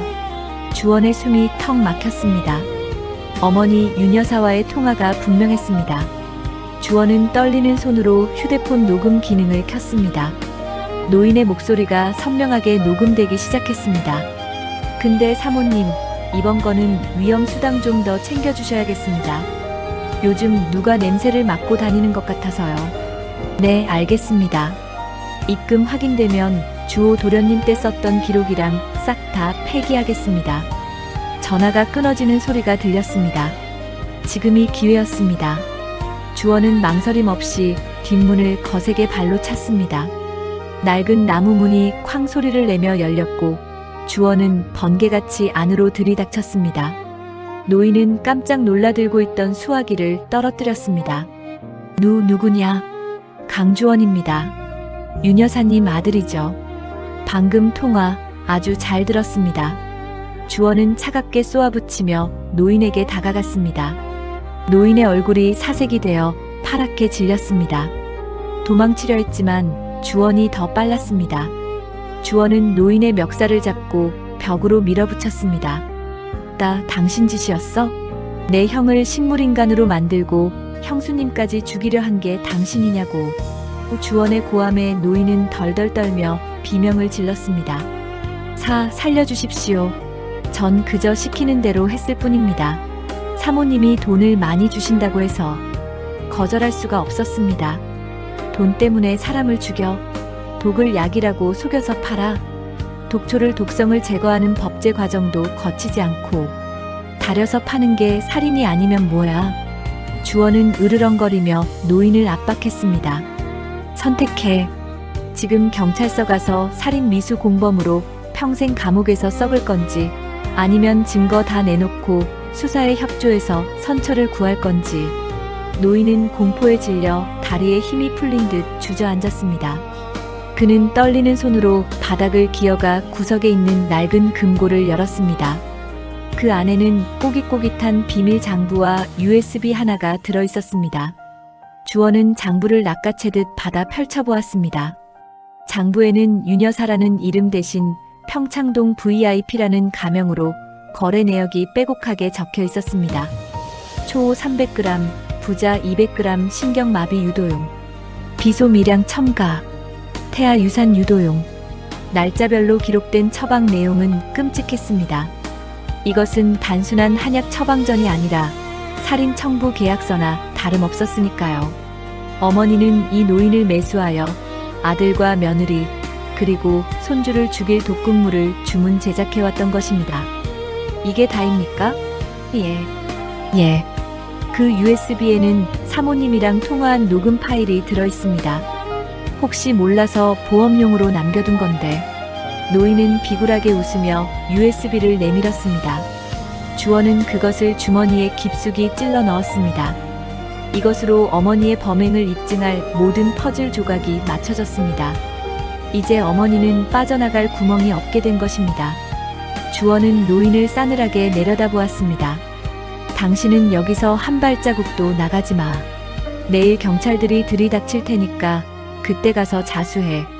만약 도망치면 지구 끝까지 쫓아가서 잡을 거니까. 노인은 고개를 끄덕이며 싹싹 빌었습니다. 증거를 확보한 주원은 곧바로 병원으로 향했습니다. 이제 마지막 준비를 해야 했습니다. 법적인 증거는 확보했지만 어머니 윤여사를 완벽하게 무너뜨리기 위해서는 형 주호의 증언이 필요했습니다. 하지만 형은 아직 손가락만 간신히 움직이는 상태였습니다. 말을 하거나 몸을 일으키기에는 턱없이 부족했죠. 그래서 주원은 형의 담당 주치의인 김 과장과 은밀한 계획을 세워두었습니다. 병원에 도착하자마자 주원은 김 과장을 만났습니다. 과장님 준비됐습니까? 네, 병원 기록은 상태 호전 없음으로 유지해두었습니다. 간호사들에게도 함구령을 내렸고요. 지금 박 선생이 대기 중입니다. 김 과장은 주원의 눈빛에서 비장함을 읽고 고개를 끄덕였습니다. 의사로서의 양심을 걸고 이 억울한 형제를 돕기로 결심했던 것입니다. 그날 밤부터 병실에서는 기적을 만들기 위한, 아니 생존을 위한 처절한 사투가 시작되었습니다. 모두가 잠든 새벽 2시 병실에 불이 꺼지고 블라인드가 내려졌습니다. 야간 전담 물리치료사인 박 선생이 주호의 침대 곁으로 다가왔습니다. 본부장님, 지금부터 많이 힘드실 겁니다. 굳어버린 근육을 강제로 깨우는 거라 뼈를 깎는 고통이 따를 거예요. 하지만 소리를 내시면 안 됩니다. 비명 한 번 지르지 않고 참아내셔야 합니다. 할 수 있으시겠습니까? 주호는 눈을 질끈 감았다 뜨며 강한 긍정의 신호를 보냈습니다. 그의 눈빛은 죽어도 해내겠다고 말하고 있었습니다. 재활 치료가 시작되었습니다. 박 선생은 주호의 굳어버린 손가락 마디마디를 꺾고 팔다리의 근육을 강하게 압박하며 마사지했습니다. 오랫동안 신경독에 마비되어 있던 근육들이 비명을 지르는 듯 했습니다. 주호의 얼굴이 순식간에 붉게 달아올랐습니다. 이마에는 굵은 땀방울이 비오듯 맺혔고 목에는 핏대가 섰습니다. 입에서는 하는 신음이 터져 나오려 했지만 주호는 입술을 피가 나도록 깨물며 참아냈습니다. 고통에 몸이 저절로 비틀렸지만 그는 포기하지 않았습니다. 지금 소리를 지르면 밖에서 감시하는 어머니의 끈앞풀들에게 들킬 것이고, 그러면 아내와 아이를 지킬 기회는 영영 사라진다는 것을 알기 때문이었습니다. 주원은 형의 곁에서 땀을 닦아주며 손을 꼭 잡아주었습니다. 형의 고통이 자신의 손을 타고 전해져 오는 것만 같았습니다. 형, 조금만 더 힘내. 형수님이 기다리고 있어. 이제 다 왔어. 손가락 하나만, 아니 입만이라도 뗄 수 있으면 돼. 주원의 응원에 주호는 흐려지는 정신을 붙잡았습니다. 어머니가 주사기를 들고 다가오는 악몽, 아내가 독약을 마시는 환상이 눈앞에 아른거렸습니다. 그 공포를 이겨내기 위해 주호는 온몸의 신경을 손끝에 집중했습니다. 1시간, 2시간. 지옥 같은 시간이 흘렀습니다. 박 선생도 땀범벅이 되어 거친 숨을 몰아쉬었습니다. 본부장님, 한 번만 더 해봅시다. 제 손을 꽉 쥐어보세요. 있는 힘껏. 박 선생이 주호의 손바닥에 자신의 손가락을 넣었습니다. 주호는 눈을 부릅뜨고 온 힘을 다해 소나기에 힘을 주었습니다. 부들부들 떨리던 주호의 손가락이 천천히, 아주 천천히 구부러지기 시작했습니다. 그리고 마침내 박 선생의 손가락을 감싸 쥐었습니다.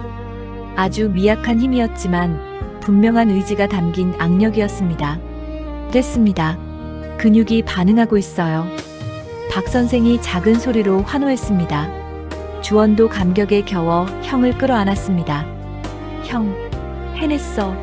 움직였어. 주호의 눈가에서도 뜨거운 눈물이 흘러내렸습니다. 그것은 고통의 눈물이 아니라 희망의 눈물이었습니다. 하지만 여기서 멈출 수 없었습니다. 결정적인 순간에 어머니를 제압하고 증언하려면 목소리가 나와야 했습니다. 박 선생은 곧바로 성대 근육 마사지를 시작했습니다.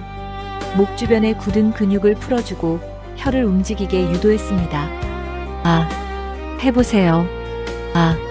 주호는 입을 벌리고 소리를 내보려 안간 힘을 썼습니다.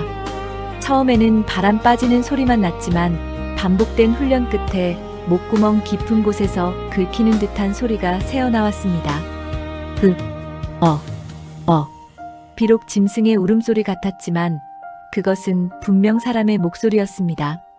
창밖으로 푸르스름한 새벽빛이 밝아오고 있었습니다. 주원은 지쳐 쓰러진 형의 이불을 덮어주며 다짐했습니다. 모든 준비는 끝났습니다. 어머니의 범행을 입증할 장부와 녹음 파일, 그리고 기적처럼 돌아오고 있는 형의 의식까지. 이제 덫을 놓을 차례였습니다. 어머니가 제 발로 걸어들어와 스스로 가면을 벗게 만들 완벽한 함정을 파야 했습니다. 주원은 김 과장과 박 선생에게 깊이 고개를 숙여 감사 인사를 전했습니다. 그리고 병실 한 구석에 숨겨둔 카메라의 렌즈를 닦았습니다. 오늘 밤 이 병실은 심판의 무대가 될 것이었습니다. 주원의 눈빛이 매섭게 빛났습니다. 다음 날 아침 주원은 밤새 한숨도 자지 못한 채 강우그룹 본사로 향했습니다. 손에는 묵직한 서류 가방 하나가 들려 있었죠. 그 안에는 어머니 윤 여사의 끔찍한 범행을 입증할 모든 증거가 담겨 있었습니다. 한약방 노인과의 대화 녹음 파일, 형수 연수에게 먹이려 했던 독극물 성분 분석표, 그리고 한약방 금고에서 나온 비밀 장부까지. 주원은 이것들을 아버지 강 회장에게 보여주고 단판을 지을 작정이었습니다.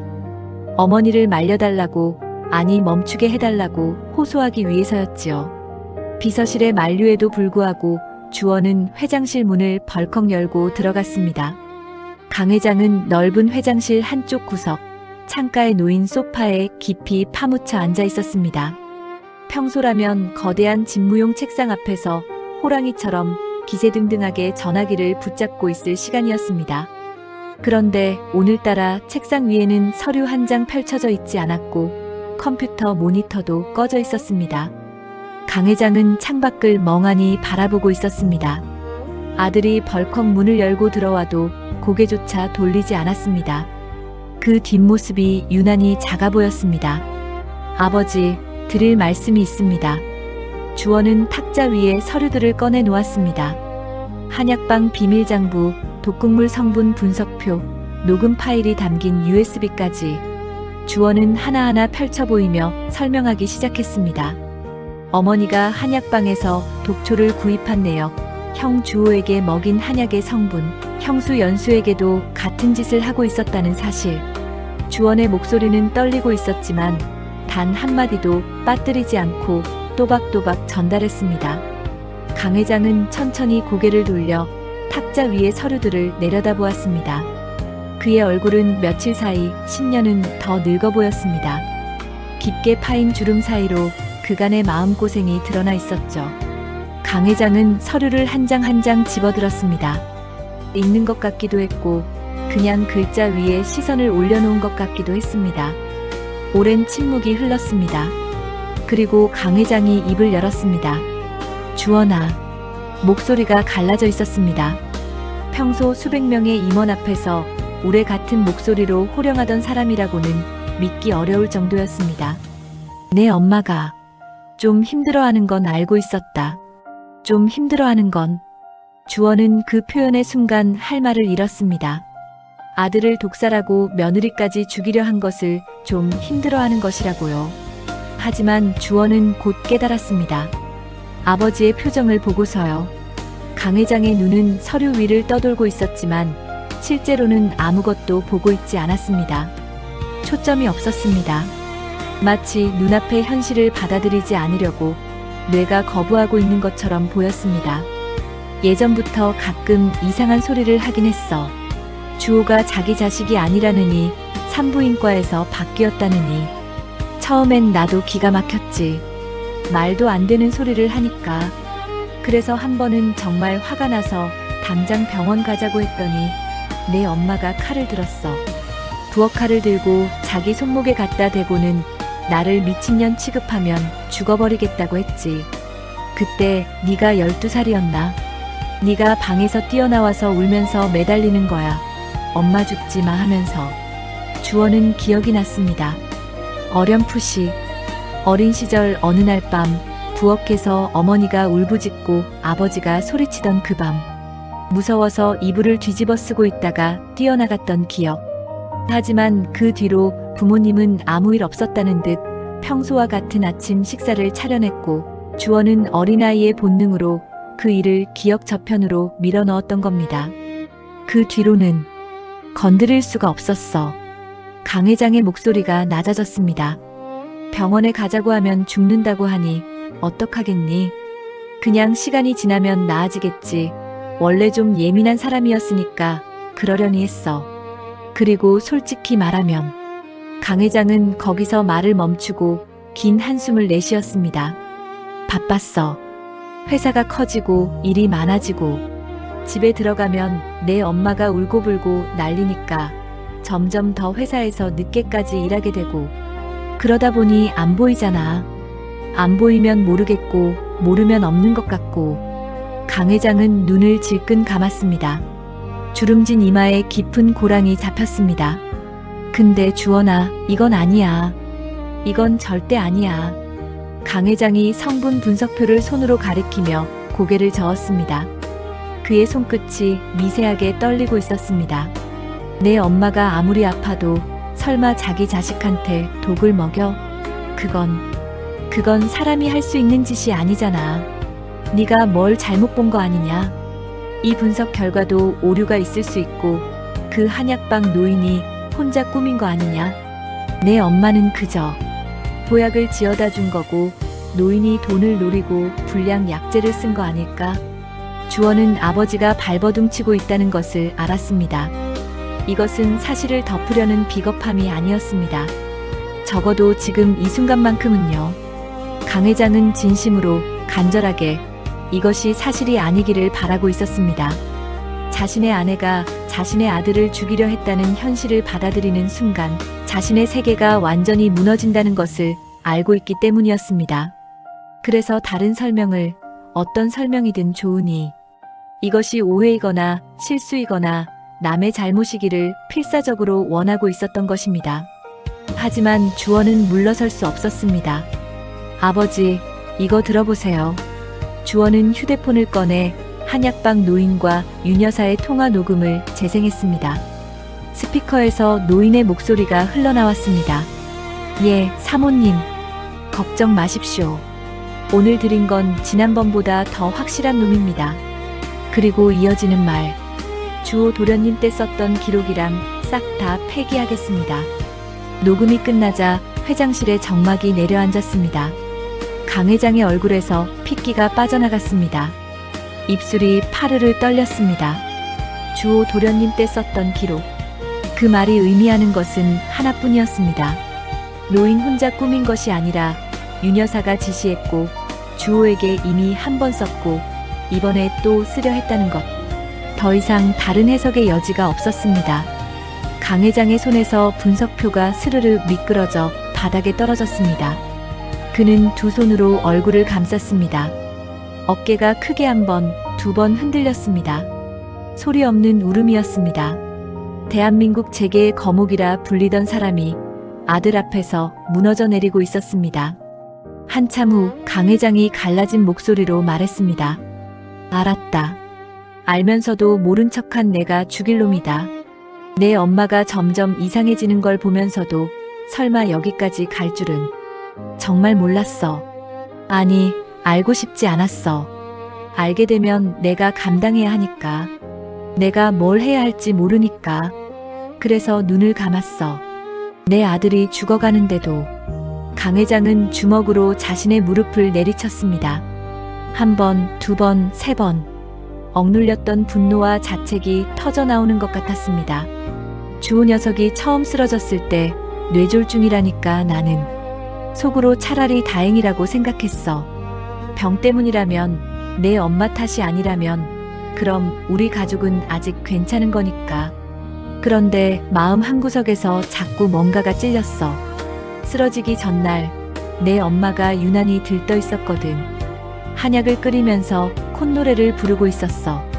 아들 건강 챙겨주는 게 그렇게 기분이 좋나 싶었는데 지금 생각하면 그게. 강 회장은 말을 잇지 못했습니다. 고개를 떨궜습니다. 아내가 콧노래를 부르며 아들의 사약을 다리고 있었다는 끔찍한 장면이 뒤늦게 눈앞에 그려진 것입니다. 주원은 무너져 내리는 아버지를 보며 복잡한 감정이 밀려왔습니다. 분노는 여전했지만 그 밑바닥에 연민이 고여 있었습니다. 아버지는 나쁜 사람이라기보다 겁쟁이였습니다. 아내의 병을 마주할 용기가 없어서 도망친 사람. 그 도망이 결국 아들의 목숨을 앗아갈 뻔한 것이고 그 대가를 이제야 치르고 있는 것이었습니다. 아버지. 주원은 아버지 앞에 무릎을 꿇고 앉았습니다. 눈높이를 맞추자 강 회장의 붉어진 눈이 보였습니다. 호랑이의 눈이 아니라 길 잃은 노인의 눈이었습니다. 아버지, 저도 압니다. 아버지가 일부러 방관한 게 아니라는 거. 믿고 싶지 않았다는 거. 하지만 이제는 눈을 감으시면 안 돼요. 형이 살아있어요. 형수님도 조카도 살아있어요. 아직 늦지 않았단 말이에요. 강 회장은 아들의 얼굴을 한참 동안 들여다보았습니다. 그리고 떨리는 목소리로 물었습니다. 그래서 내가 뭘 하면 되겠니? 그 한마디에 주원은 코끝이 시큰해졌습니다. 평생 내가 결정한다만 외치던 아버지가 아들에게 내가 뭘 하면 되겠니라고 묻고 있었습니다. 부서진 가장의 첫 번째 항복이었습니다. 경찰에 신고해야 합니다. 어머니를 법적으로 멈추게 해야 해요. 이건 아버지 혼자 감당하실 수 있는 문제가 아니에요. 아버지가 아무리 막으려 해도 어머니 병이 나을 때까지는 형이랑 형수님이 계속 위험해요. 경찰이라는 단어에 강 회장의 몸이 굳었습니다. 재벌가의 본능이 고개를 들었기 때문입니다. 경찰이 개입하면 언론에 터지고 주가는 폭락하고 평생 쌓아온 모든 것이 무너집니다. 강 회장의 눈동자가 흔들렸습니다. 아들의 목숨과 가문의 체면 사이에서 저울질하는 듯 했습니다. 주원은 그 흔들림을 놓치지 않았습니다. 아버지, 회사 생각하고 계시죠? 강 회장이 화들짝 놀라며 고개를 들었습니다. 들킨 사람의 표정이었습니다. 저도 아버지가 회사를 위해 평생 바치신 거 압니다. 당장 내일 주가가 어떻게 될지, 이사회에서 뭐라고 할지, 기자들이 뭘 쓸지 걱정되시는 거 이해해요. 하지만 아버지, 묻고 싶은 게 하나 있어요. 주원은 아버지의 눈을 똑바로 쳐다보았습니다. 만약 형이 정말 죽었으면 그래도 회사 걱정부터 하셨을 거예요? 그 한마디가 강 회장의 가슴에 비수처럼 꽂혔습니다. 강 회장은 입을 벌렸다 다물었습니다. 말이 나오지 않았습니다. 아니, 할 수 있는 말이 없었습니다. 만약 주호가 정말 죽었다면 그 차가운 시신 앞에서도 자신은 죽아부터 걱정했을 것인가. 강 회장은 스스로에게 물어보고 그 답을 알고 있기에 더욱 비참했습니다. 강 회장이 천천히 자리에서 일어났습니다. 구부정했던 등이 펴졌습니다. 완전히 회복된 것은 아니었지만 결심한 사람의 자세였습니다. 신고해라. 단 4글자였지만 그 안에는 평생을 지켜온 체면과 자존심을 내려놓겠다는 각오가 담겨 있었습니다. 경찰이든 검찰이든 네가 해야 한다면 해라. 나는 막지 않겠다. 다만 한 가지만 약속해다오. 내 엄마를 그냥 범죄자로 끝내지 말고 치료받게 해줘라. 내 엄마는 아픈 거야. 아파서 그런 거야. 강 회장의 눈에서 다시 눈물이 흘러내렸습니다. 그것은 아내를 감싸는 눈물인 동시에 평생 아내를 외면했던 자신을 용서받지 못할 것이라는 자각의 눈물이었습니다. 주원은 고개를 끄덕였습니다. 약속합니다. 어머니가 치료받으실 수 있게 최선을 다하겠습니다. 주원은 서류를 다시 챙기고 회장실을 나섰습니다. 문을 닫기 직전 뒤를 돌아보았습니다. 강 회장은 다시 창가에 서 있었습니다. 하지만 아까와는 달랐습니다. 아까는 현실에서 도망치려는 뒷모습이었다면 지금은 무너진 자리에서 일어서려고 안간힘을 쓰는 뒷모습이었습니다. 주원은 조용히 문을 닫았습니다. 주원은 곧바로 관할 경찰서로 향했습니다. 형사과장실 문을 두드렸습니다. 강주원입니다. 살인 미수 사건 신고하러 왔습니다. 주원이 내놓은 증거들은 너무나 명백해서 경찰도 수사를 미룰 수가 없었습니다. 특히 대기업 회장 부인이 연루된 사건이라 더욱 신중하게 접근했습니다. 하지만 주원은 물러서지 않았습니다.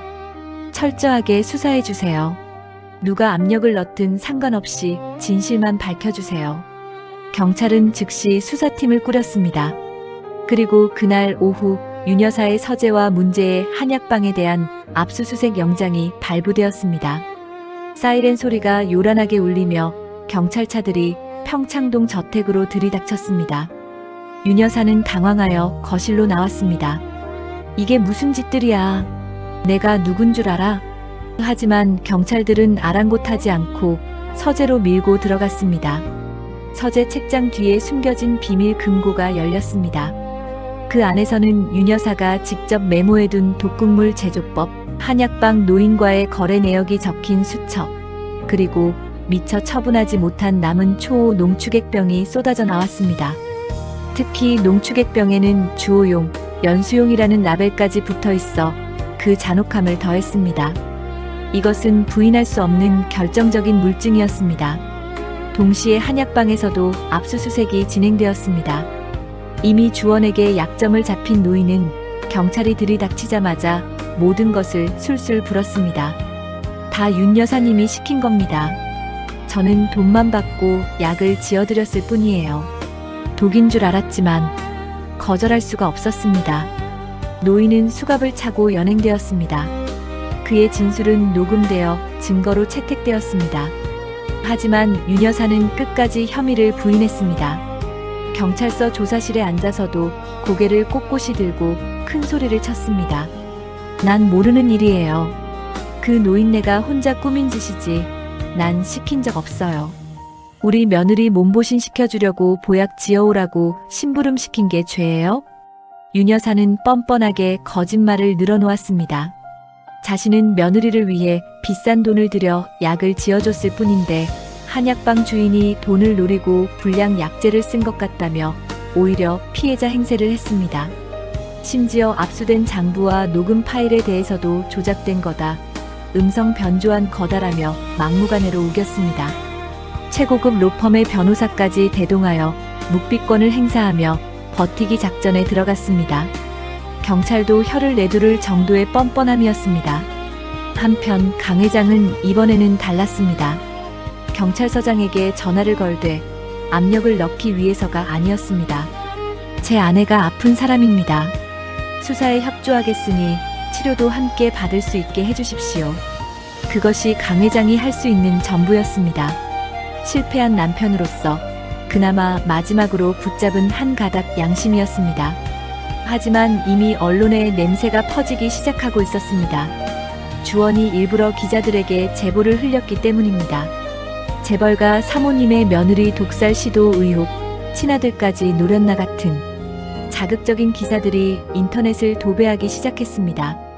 여론은 들끓었고 강우그룹 주가는 곤두박질 쳤습니다.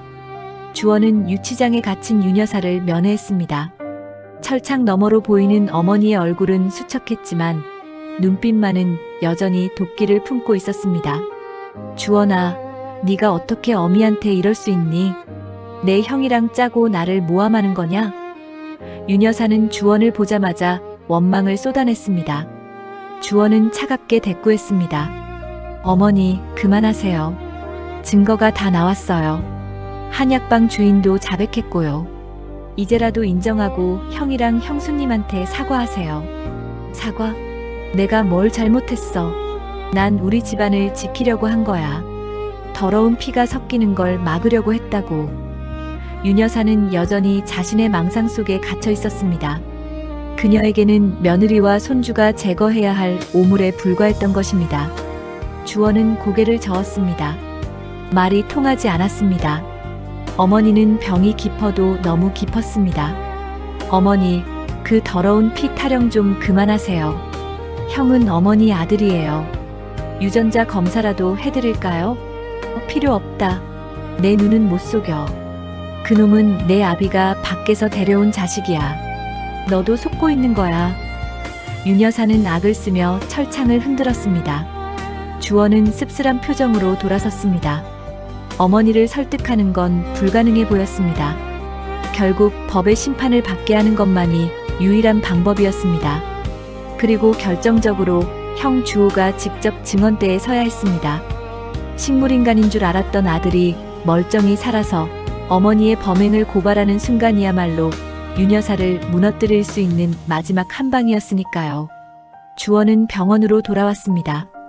병실에는 김 과장과 박 선생이 주호의 재활 훈련을 돕고 있었습니다. 주호는 이제 숟가락을 쥘 수 있을 정도로 손가락 힘이 돌아와 있었습니다. 목소리도 조금씩 트이기 시작해서 쉰 목소리지만 짧은 단어 정도는 말할 수 있게 되었습니다. 니. 주호가 힘겹게 입을 떼었습니다. 주원은 형의 손을 잡았습니다. 형, 준비됐어? 내일이야. 어머니가 풀려나지 못하게 하려면 형이 직접 나서야 해. 주호는 고개를 끄덕였습니다.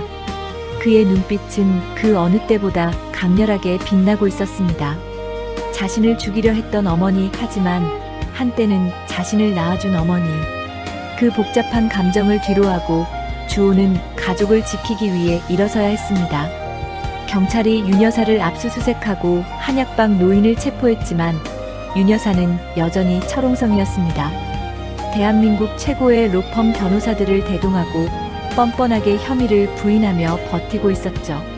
강 회장 역시 여론의 눈치를 보느라 적극적으로 나서지 않았고 오히려 변호사를 통해 어떻게든 아내를 빼내려 하고 있었습니다. 이대로라면 윤여사는 증거 불충분으로 풀려날 수도 있는 상황이었습니다. 그렇게 되면 주호와 연수는 다시 위험에 노출될 것이 불보듯 뻔했습니다. 확실한 한 방이 필요했습니다. 어머니가 스스로 범행을 인정하게 만들거나 아니면 빼도 박도 못할 현행범으로 잡아야 했습니다. 그래서 주원은 형 주호 그리고 담당 형사와 함께 은밀한 작전을 짰습니다. 바로 마지막 함정을 파는 것이었죠. 식물인간인 줄 알았던 주호가 기적적으로 의식을 되찾는다는 시나리오였습니다. 만약 주호가 깨어난다면 윤여사에게는 사형 선고나 다름없을 것입니다. 자신이 독을 먹였다는 사실을 아들이 직접 법정에서 증언하게 될 테니까요. 그렇다면 윤여사는 어떻게 나올까요? 가만히 앉아서 당할 리가 없습니다. 반드시 주호의 입을 영원히 막으려 들 것입니다. 그것이 바로 주원이 노리는 틈이었습니다. 어머니가 제 발로 호랑이 굴로 걸어 들어오게 만드는 것이죠. 주원은 일부러 정보를 흘리기 시작했습니다. 먼저 병원 내에 심어둔 윤여사의 끈앞풀들을 이용하기로 했습니다. 간호사 스테이션 앞에서 일부러 큰 소리로 통화하는 척 연기했습니다. 네, 과장님. 형 손가락이 움직였다고요. 정말입니까? 그럼 곧 의식이 돌아올 수도 있겠네요. 주변에 있던 간호사들이 수군거리기 시작했습니다. 그 중에는 윤 여사에게 돈을 받고 주호의 상태를 보고하던 간호사도 있었습니다. 그녀는 눈빛을 번뜩이며 어딘가로 급하게 문자를 보내는 듯 했습니다. 주호는 짐짓 모른 척하며 병실로 들어갔습니다. 김 과장과 박 선생도 합세했습니다. 김 과장은 차트에 의식 회복 징후 포착이라고 기록하고 일부러 차트를 간호사들이 볼 수 있는 곳에 두었습니다. 박 선생은 재활치료 도구들을 병실에 들이며 이제 곧 걸으실 수도 있겠다고 흘렸습니다. 소문은 삽시간에 퍼져나갔습니다. 그리고 예상대로 그 소식은 유치장에 있는 윤 여사에게도 들어갔습니다.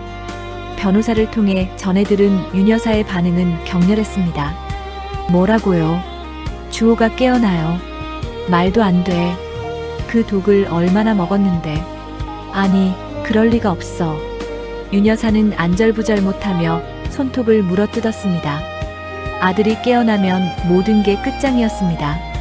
자신의 범행이 낱낱이 밝혀지고 감옥에서 평생 썩게 될지도 모릅니다.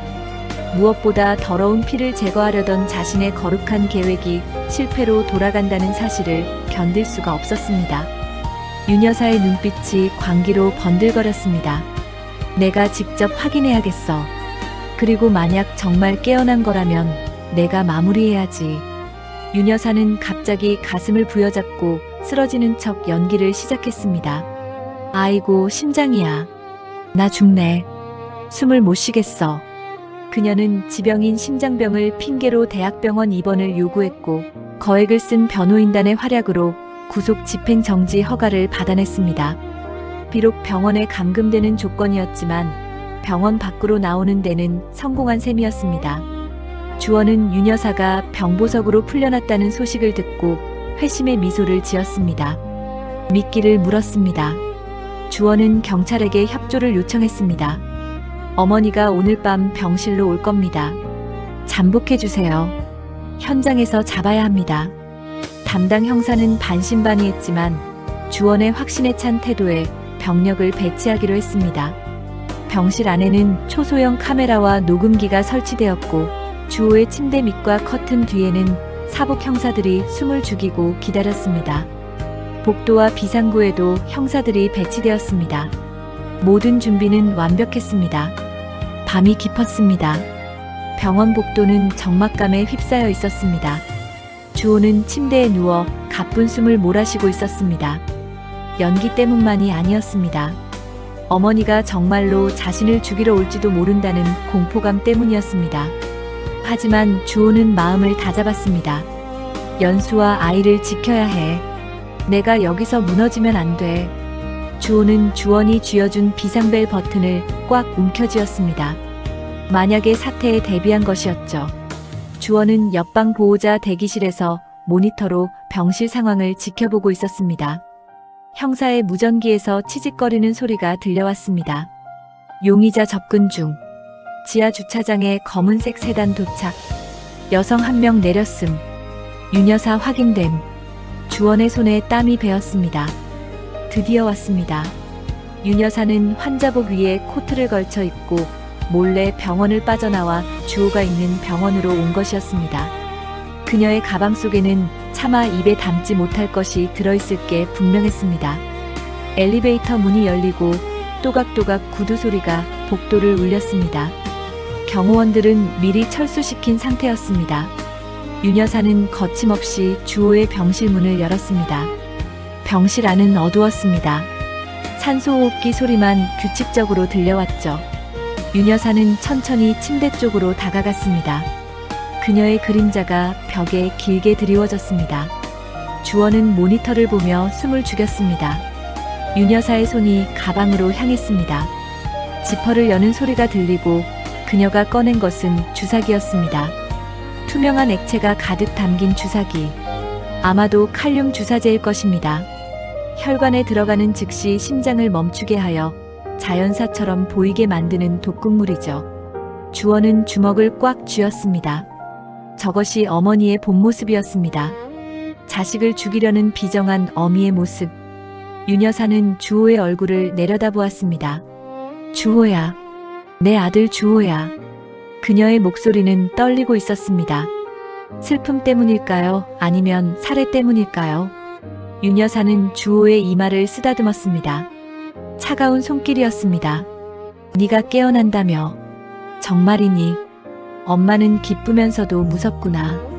윤 여사는 혼잣말처럼 중얼거렸습니다. 그녀의 눈빛이 이내 차갑게 식었습니다. 네가 깨어나면 안 돼. 그럼 모든 게 밝혀지잖아. 내 아비가 저지른 죄, 그리고 내가 널 지우려 했던 것까지 다 너를 위해서야. 더러운 피를 안고 사는 것보단 차라리 죽는 게 나아. 엄마가 편안하게 해줄게. 윤 여사의 망상은 여전히 견고했습니다. 그녀는 주사기 뚜껑을 열고 바늘 끝에 맺힌 물방울을 튀겼습니다. 그리고 주호의 팔에 꽂힌 링거줄을 찾았습니다.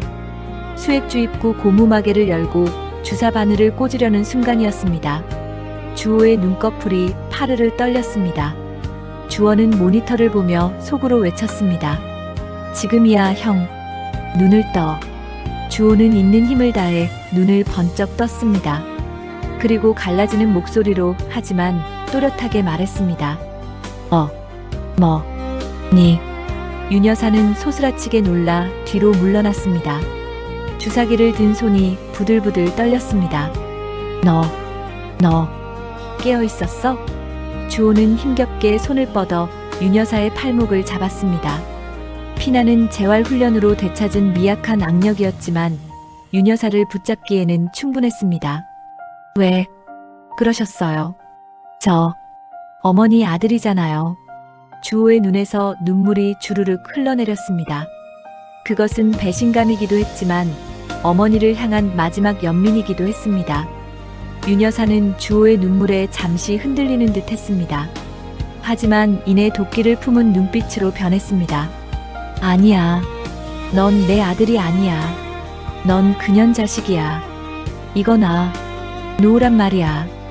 윤 여사는 주호를 뿌리치고 다시 주사기를 꽂으려 발악했습니다. 그때 병실 문이 벌컥 열리고 형사들이 들이닥쳤습니다. 동작 그만. 경찰입니다. 커튼 뒤와 침대 밑에 숨어있던 형사들도 튀어나와 윤 여사를 덮쳤습니다. 윤 여사는 비명을 지르며 반항했습니다. 이거 놓으라고. 내 아들이야. 내가 죽이든 살리든 내 마음이야. 하지만 형사들의 힘을 당해낼 수는 없었습니다. 주사기는 바닥에 떨어져 산산조각이 났고 윤 여사의 손목에는 차가운 수갑이 채워졌습니다. 주원은 병실로 뛰어들어왔습니다. 어머니, 이제 그만하세요. 형이 다 봤어요. 우리가 다 녹화했다고요. 주원은 천장에 숨겨둔 카메라를 가리켰습니다. 윤 여사는 그제야 자신이 함정에 빠졌음을 깨닫고 털썩 주저앉았습니다. 그녀의 입에서 짐승 같은 신음이 흘러나왔습니다. 모든 것이 끝났습니다. 어머니의 완벽했던 범죄 계획도 지독했던 망상도 이제 법의 심판대 위에 오르게 되었습니다. 주호는 침대에 누운 채 흐느끼는 어머니를 바라보았습니다. 마음이 찢어지는 것 같았습니다. 하지만 이것이 최선이었습니다. 어머니를 멈추게 하는 것, 그리고 가족을 지키는 것. 주호는 눈을 감고 깊은 숨을 내쉬었습니다. 긴 악몽이 드디어 끝나는 순간이었습니다. 주원은 형의 손을 잡아주며 말없이 위로했습니다. 형제는 서로의 온기를 느끼며 비로소 안도의 한숨을 내쉬었습니다. 경찰서 조사실의 공기는 무겁게 가라앉아 있었습니다. 윤 여사는 여전히 죄수복을 거부하며 변호사 뒤에 숨어 있었습니다. 현행범으로 체포되었음에도 불구하고 그녀의 망상은 며칠째 계속되었습니다. 저놈은 내 아들이 아니에요. 남편이 밖에서 낳아온 더러운 피를 가진 놈이라고요. 내가 유전자 검사 좀 하자고 해도 절대 안 해주더니 이제 와서 나를 살인자로 몰아. 형사들은 고개를 절레절레 흔들었습니다. 윤 여사의 주장은 일관성이 없었고 피해 망상에 사로잡혀 있었습니다. 하지만 법적 절차를 위해서는 확실한 증거가 필요했습니다. 바로 유전자 검사 결과였습니다. 드디어 검사 결과지가 도착했습니다. 담당 형사는 윤 여사 앞에 봉투를 탁 내려놓았습니다. 윤정숙 씨, 이게 당신이 그토록 원하던 유전자 검사 결과입니다. 강주호 씨와 당신의 친자 관계가 99.9% 일치한다고 나왔습니다. 당신이 낳은, 당신 뱃속으로 낳은 친아들이 맞다고요. 윤 여사는 믿을 수 없다는 듯 봉투를 낚아채 뜯었습니다. 종이 위에는 빨간 글씨로 친자관계 성립이라는 문구가 선명하게 찍혀 있었습니다. 윤 여사의 손이 부들부들 떨리기 시작했습니다. 눈동자가 격렬하게 흔들리더니 호흡이 거칠어졌습니다. 이럴 리가 없어. 조작됐어. 이건 조작이야. 그럴 리가 없어.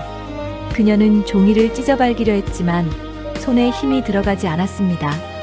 눈앞이 캄캄해졌습니다. 평생을 괴롭혀온 망상이, 그토록 확신했던 진실이 종이 한 장에 의해 산산조각이 나버린 것입니다. 자신이 그토록 미워하고 죽이려 했던 가짜 아들이 사실은 자신의 뱃속으로 낳은 진짜 아들이었다는 사실. 그 충격은 그녀의 정신을 완전히 붕괴시켰습니다. 으악! 윤 여사는 짐승 같은 비명을 지르며 바닥에 쓰러졌습니다. 입에 거품을 물고 발작을 일으키는 그녀를 보며 형사들도 서둘러 구급대원을 불러야 했습니다. 윤 여사는 정신병원 폐쇄병동으로 이송되었습니다.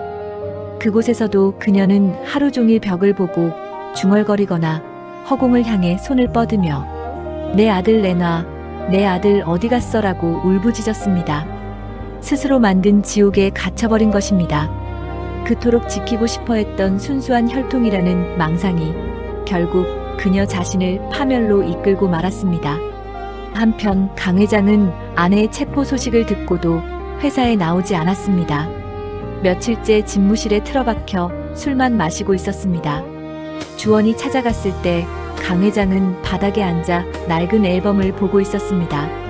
젊은 시절 윤 여사와 주호를 안고 행복하게 웃고 있는 사진이었습니다.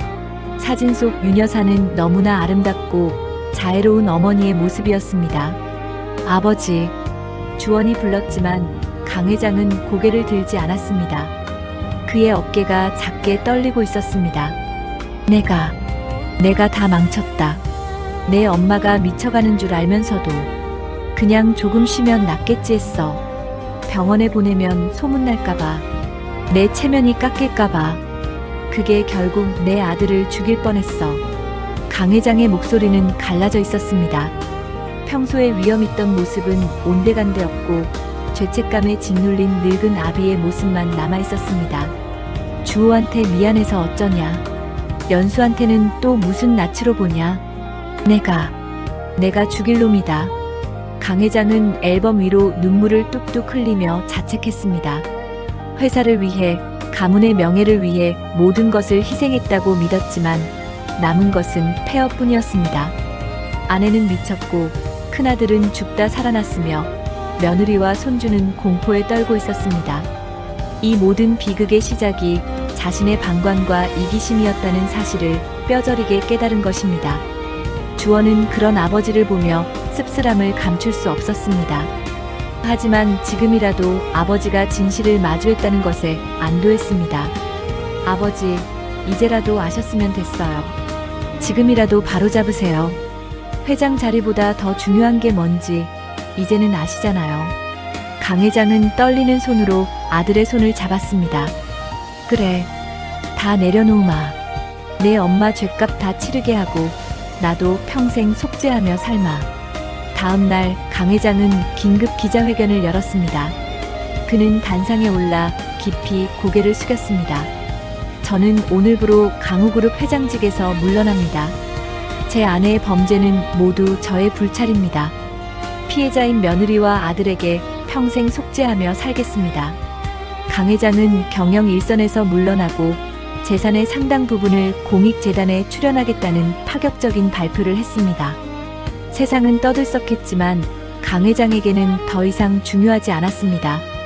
화려했던 재벌 회장의 몰락이었지만 동시에 한 인간으로서의 새로운 시작이기도 했습니다. 주호의 재활 과정은 험난했습니다.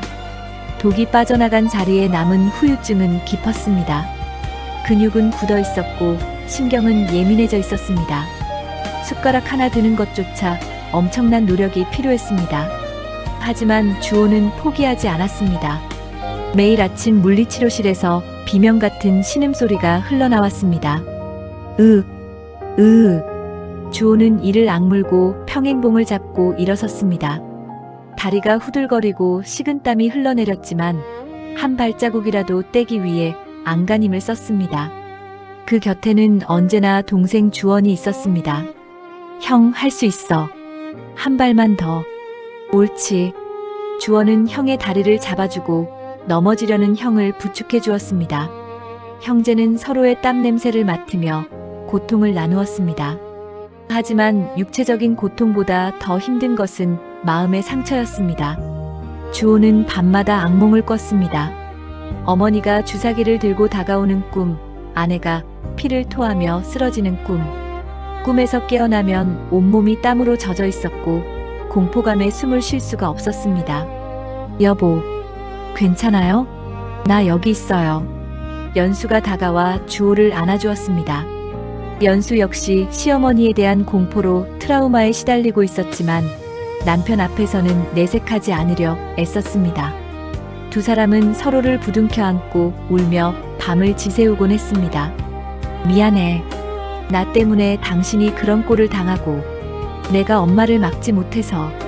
주호는 연수에게 끊임없이 사과했습니다. 연수는 고개를 저으며 주호의 눈물을 닦아주었습니다. 아니에요. 당신 잘못 아니에요. 우린 피해자일 뿐이에요. 이제 다 끝났잖아요.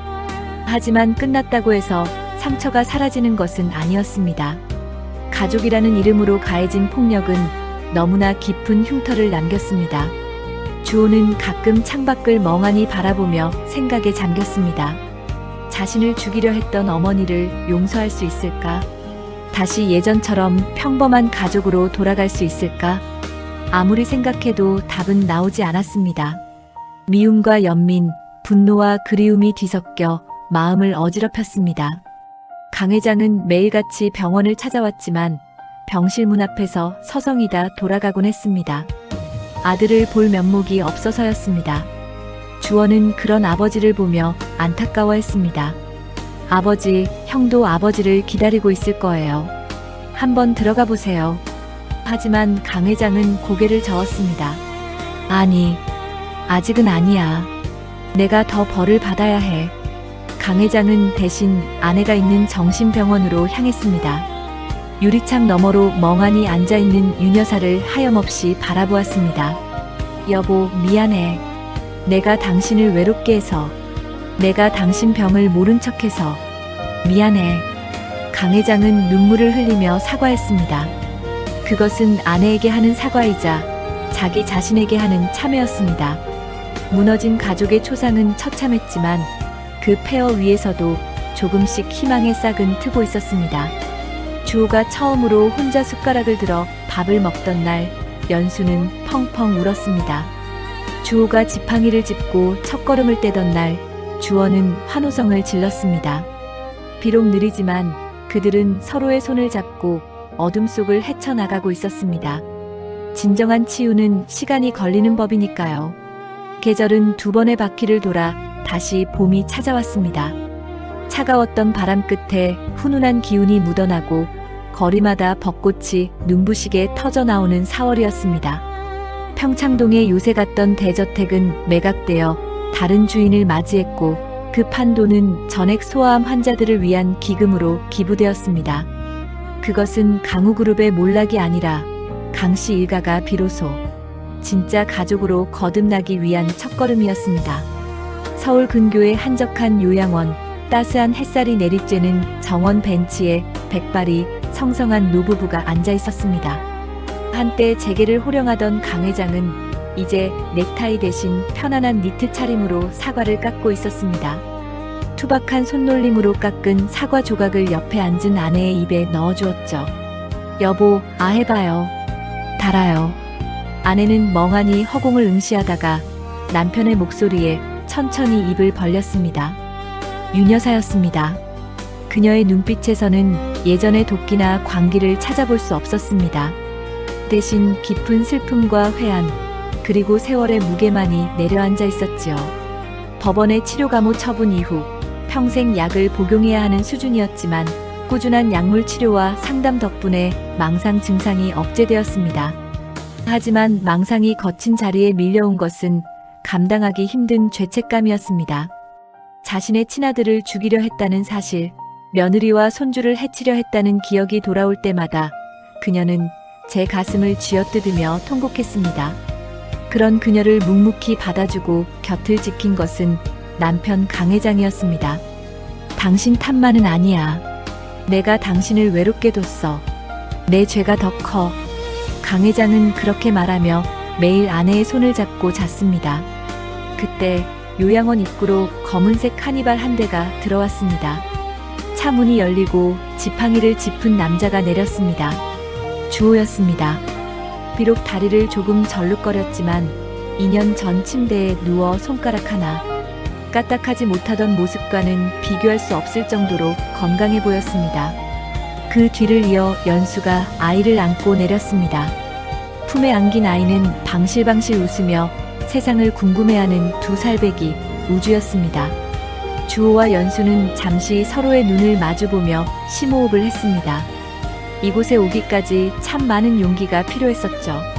미움이 완전히 사라진 것은 아니었습니다. 하지만 미워하는 마음을 안고 사는 것이 더 괴롭다는 것을 알기에 그들은 용기를 내어 발걸음을 옮겼습니다. 2사람이 다가오는 인기척을 느꼈는지 윤 여사가 고개를 돌렸습니다. 아들과 며느리 그리고 손주를 본 순간 윤 여사의 눈이 커졌습니다. 그녀는 벌떡 일어나려다 다리에 힘이 풀려 주저앉고 말았습니다. 주호야. 목소리가 파르르 떨렸습니다.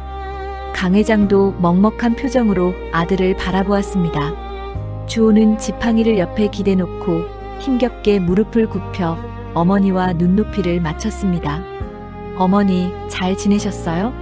담담한 안부 인사였지만 그 한마디에 윤 여사는 무너져 내렸습니다. 내가 무슨 낯으로 너희를 보겠니? 오지 말지. 그냥 죽은 셈 치지. 윤 여사는 고개를 들지 못하고 하염없이 눈물을 흘렸습니다. 자신의 손으로 죽이려 했던 아들이 이렇게 살아서 눈앞에 있다는 사실이 기적 같으면서도 너무나 미안해서 견딜 수가 없었던 겁니다. 주호는 어머니의 거친 손을 조심스럽게 잡았습니다. 따뜻했습니다. 어린 시절 열이 나면 밤새 이마를 짚어주던 그 손의 온기가 어렴풋이 기억났습니다. 어머니, 솔직히 말씀드릴게요. 저 아직 어머니가 무서워요. 가끔은 밉기도 하고요. 아직도 꿈에서 주사기를 든 어머니를 보면 식은땀을 흘리며 깨요. 주호의 솔직한 고백에 윤 여사의 어깨가 더욱 움츠러들었습니다. 주호는 잠시 말을 멈췄다가 다시 입을 열었습니다. 하지만 노력해보려고요. 어머니는 저를 낳아주신 분이고 제 아들의 할머니시니까요. 우주가 할머니 얼굴도 모르게 하고 싶지는 않았어요. 단번에 용서해드린다는 거짓말은 못하겠지만 자주 올게요. 그러니까 어머니도 건강 챙기세요. 죄책감에만 빠져 계시지 말고요. 그것은 주호가 할 수 있는 최선의 용서이자 가장 현실적인 화해의 손길이었습니다. 완벽하지 않아서 더 진심으로 다가왔습니다. 연수가 조용히 다가와 품에 있던 우주를 윤 여사 쪽으로 내밀었습니다. 어머님, 우주예요. 인사하세요. 아이고, 우리 아기. 윤 여사는 떨리는 손을 뻗어 아이의 볼을 조심스럽게 만져보았습니다. 아이는 낯도 가리지 않고 할머니의 손가락을 꽉 쥐며 까르르 웃었습니다. 그 맑은 웃음소리가 요양원 정원에 울려 퍼지자 무겁게 가라앉아 있던 공기가 한순간에 부드럽게 풀렸습니다. 윤 여사는 아이의 작은 손에 얼굴을 묻고 오열했습니다. 미안하다. 할미가 미안해. 고맙다. 이렇게 건강하게 와줘서. 그 눈물은 지난날의 과오를 씻어내고 남은 생을 속죄하며 살겠다는 다짐이었습니다. 강 회장은 아내의 어깨를 감싸 안으며 아들에게 고맙다는 눈짓을 보냈습니다. 비록 상처 자국은 남았지만 그 틈새로 새살이 돋아나고 있었습니다. 며칠 뒤 인천국제공항 출국장은 떠나는 사람들과 배웅하는 사람들로 북적였습니다. 주원은 다시 낡은 카메라 가방을 메고 서 있었습니다. 그의 표정은 2년 전 급하게 귀국할 때와는 달리 한결 편안하고 밝아 보였습니다. 가족을 지키겠다는 무거운 사명감을 내려놓고 다시 자신의 꿈을 찾아 떠나는 길이었으니까요. 그의 곁에는 건강해진 주호가 서 있었습니다. 형, 나 진짜 간다. 이번에 가면 한동안 연락 안 될 수도 있어. 오지라서. 주원이 장난스럽게 말하자 주호가 피식 웃으며 동생의 옷매무새를 다듬어 주었습니다. 그래, 가서 밥 잘 챙겨 먹고. 위험한데 너무 깊이 들어가지 말고. 너 없으면 우리 집안 또 비상 걸린다. 걱정 마. 내가 누구야? 불사조 강주원이잖아. 두 형제는 잠시 서로를 말없이 바라보았습니다. 말하지 않아도 알 수 있었습니다. 서로가 서로에게 어떤 의미인지 말이죠. 주호에게 주원은 생명의 은인이자 어둠 속에서 유일하게 믿을 수 있었던 빛이었습니다. 주원에게 주호는 지켜야 할 가족이자 돌아올 수 있는 뿌리였습니다. 주원아, 고맙다. 네가 아니었으면 난 아직도 그 차가운 병실에 누워 있었을 거야. 아니, 이미 이 세상 사람이 아니었겠지. 네가 우리 가족을 살렸어. 주호가 진심을 담아 말했습니다. 주원은 쑥스러운 듯 코를 문질렀습니다. 에이, 형이 의지가 강해서 버틴 거지. 형수님도 그렇고. 우리는 서로가 서로를 지킨 거야. 출국 안내 방송이 흘러나왔습니다. 이제 진짜 헤어질 시간이었습니다. 주호는 주원을 꽉 껴안았습니다. 단단해진 형의 어깨와 등에서 건강한 심장 박동 소리가 느껴졌습니다. 그것만으로도 주원은 충분했습니다. 주원아, 응? 다음엔 내가 네가 있는 곳으로 갈게. 연수랑 우주 데리고 거기서 우리 다시 만나자. 네가 찍은 그 멋진 풍경들 내 눈으로 직접 보고 싶어. 주호의 말에 주원의 눈이 반짝였습니다. 정말? 형 비행기 타도 돼? 의사 선생님이 재활 열심히 하면 가능하대. 약속할게. 꼭 갈게. 주호가 새끼손가락을 내밀었습니다. 주원은 환하게 웃으며 자신의 새끼손가락을 걸었습니다. 그래, 꼭 와. 기다리고 있을게. 형수님이랑 우주한테 세상에서 제일 멋진 거 보여줄게. 주원은 뒤도 돌아보지 않고 출국 게이트로 들어갔습니다. 발걸음이 깃털처럼 가벼웠습니다. 뒤에서 형이 손을 흔들고 있을 모습이 눈에 선했습니다. 비행기가 활주로를 박차고 힘차게 날아올랐습니다. 창밖으로 보이는 서울의 풍경이 점점 작아져 장난감처럼 보였습니다. 저 아래 어딘가에 형과 형수, 그리고 조카가 살아가고 있겠지요. 비록 완벽하지는 않지만 서로의 상처를 보듬으며 다시 써내려갈 그들의 이야기가 기대되었습니다. 주원은 카메라를 꺼내 창밖의 구름을 찍었습니다. 렌즈 속에 담긴 하늘은 눈부시게 파랬습니다. 마치 그들의 앞날을 축복해주는 것처럼 말이죠. 주원은 가슴속으로 형에게 마지막 인사를 건넸습니다. 형, 잘 있어. 우리 꼭 다시 만나자. 그때까지 모두 행복해야 해.